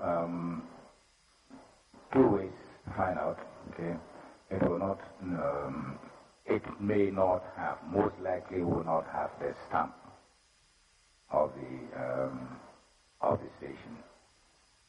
And secondly, it may not have to fall within the serial range of the ballot papers that are given to the polling station. At what point are these matters resolved? At what point during the process? Well, the stamping is done as soon as the ballot paper is given to you. But if the person was hiding the ballot in his pocket, then of course it will not be stamped. You know. So during sorting and counting, it is possible to detect, and this does not. Okay, then that would be the place where you see, and then of course when you examine if there is an excess and you examine the range, you may discover that there are some ballots that does not fall within the serial range of ballots allotted to the polling station. Did you provide training to agents of the political party to go through this process? No, we told them that the presiding officer was required to do that if there was excess. If there was the excess, the presiding officer, we don't. Remember that polling agents do not really touch the ballot papers. They are not allowed to handle the ballot papers. They stand in close proximity to the presiding officer as he does these things, so they cannot touch the ballot papers.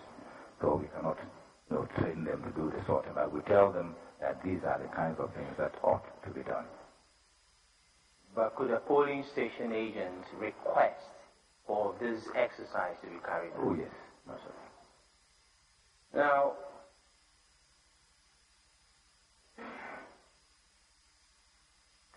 again, I'm asking you a direct question. Did you receive any report from any polling station of, as it were, foreign material being the subject of any complaint at any polling station? My lord, we did not.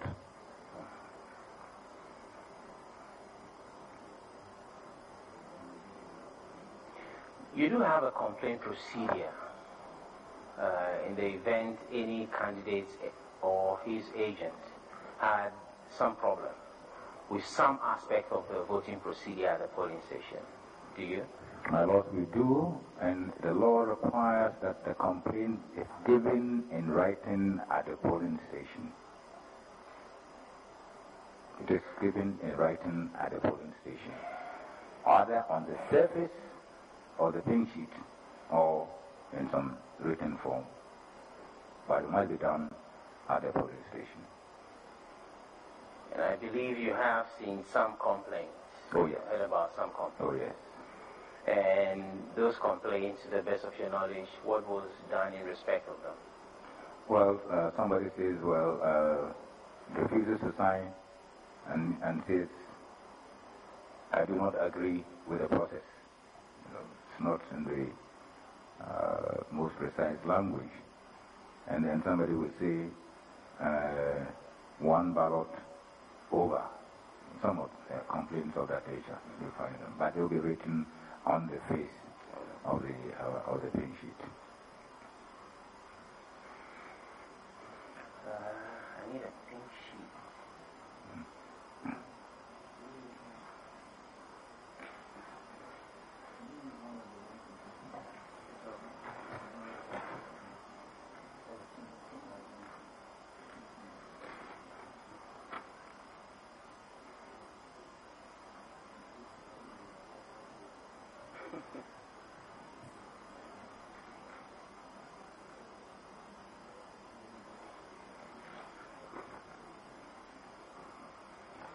Now, Doctor, I need some clarification. In Section C, which is the ballot accounting of the pink sheets, which reads, what is the number of ballots issued to voters verified by the use of Form C, but not by the use of BVD? Now, is it your case that not a single polling station was provided with a Form C? The instruction was not to take the Form 1C to the polling station. That was the instruction. I cannot tell whether somebody disobeyed the instruction, but that was the clear instruction. The instruction. Is it then the case that C3 was in fact not to be filled at all? It was to place 0 there. Let me say that we even advised that it be deleted, and then the technical people said it was too late to delete it. Now, you have obviously seen pink sheets in which C1 and C3 have been, the figures in C1 and C3 have been replicated. My lord, I have. I believe your lawyers may have shown this list to you, which is Exhibit NDC2, where C1, the figures in C1 are repeated in C3.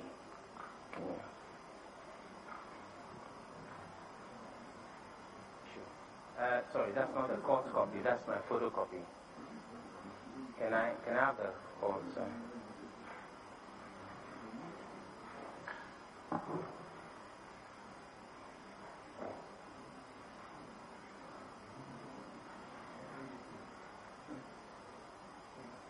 NDC 2. Yes. That's right.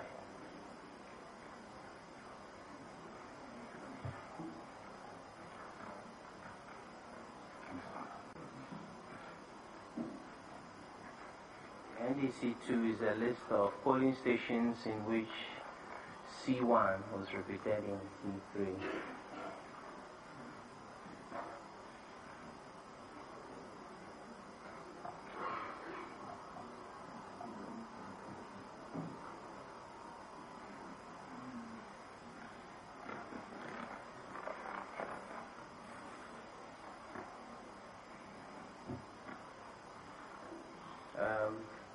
Maybe you want to look at them alongside the pink sheets that were, you may confirm that the data there is what is contained in the pink sheet. We do random sampling.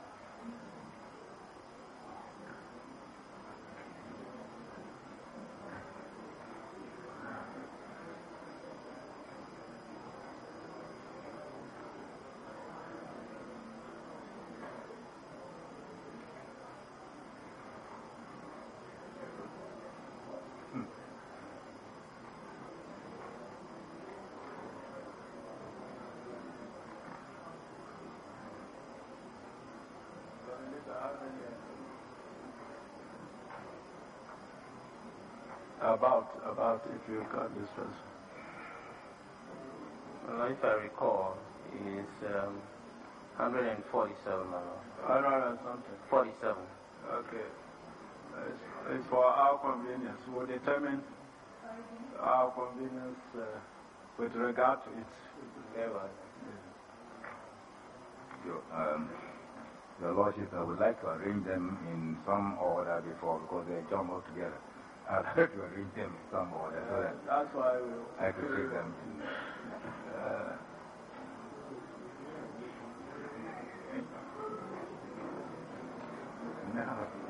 Well, I'll be happy to leave the sheets with them to check over overnight and then tomorrow.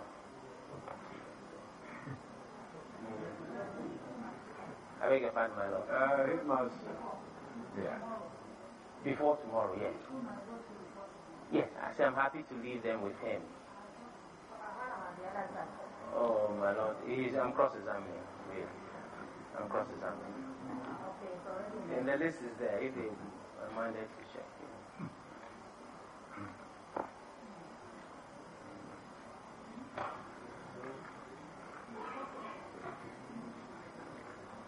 If they wish, the exhibit number is exhibit NDC2. They may take copies and check. Exhibit NDC2. That's the list that is using to. Yes. C1 is duplicated in C3. C1, the figure in C1 is repeated in C3. Repeated. Yes, ma'am.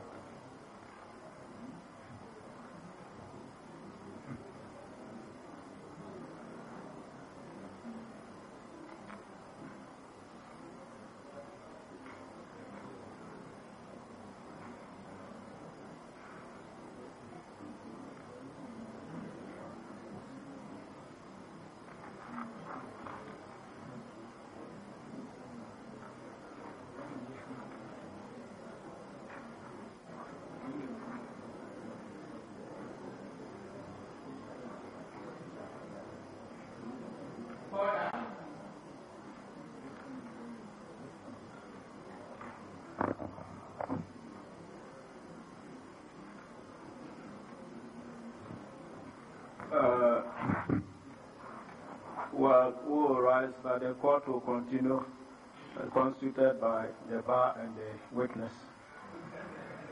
When he finishes, then you also close. Then we continue. So that we continue tomorrow. There will be no use for us to be sitting here doing nothing. So you stay. When he finishes, then you close. We are going.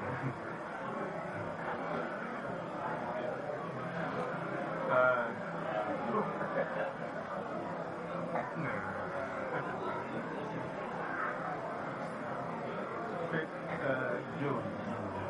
Order!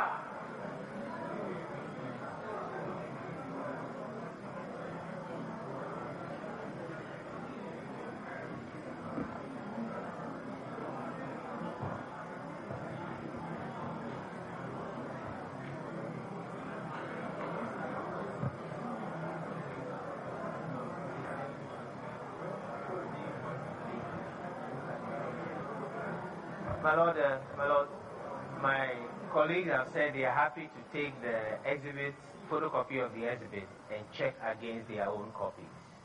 They'll come tomorrow, so we may not constitute another bench looking at him whilst we are gone. So, I thought the order was that we should wait for him to check before we go. Yeah. But he says that they will be happy to take the exhibit, photocopy of the exhibit, and check against their own exhibits. Who is saying all of them? Or No, that's the other thing. Yeah, so it's just a suggestion. But that's so Icelandic that I don't see how it affects the order we've made. Ah, very well. So we should wait? No.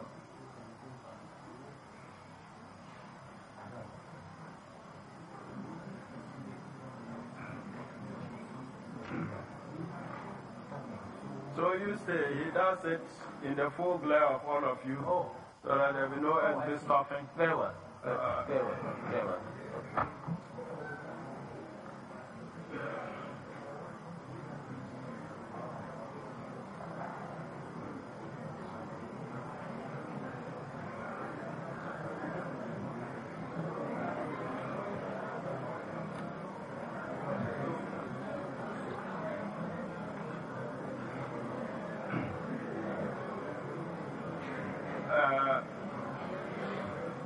Now there's another matter.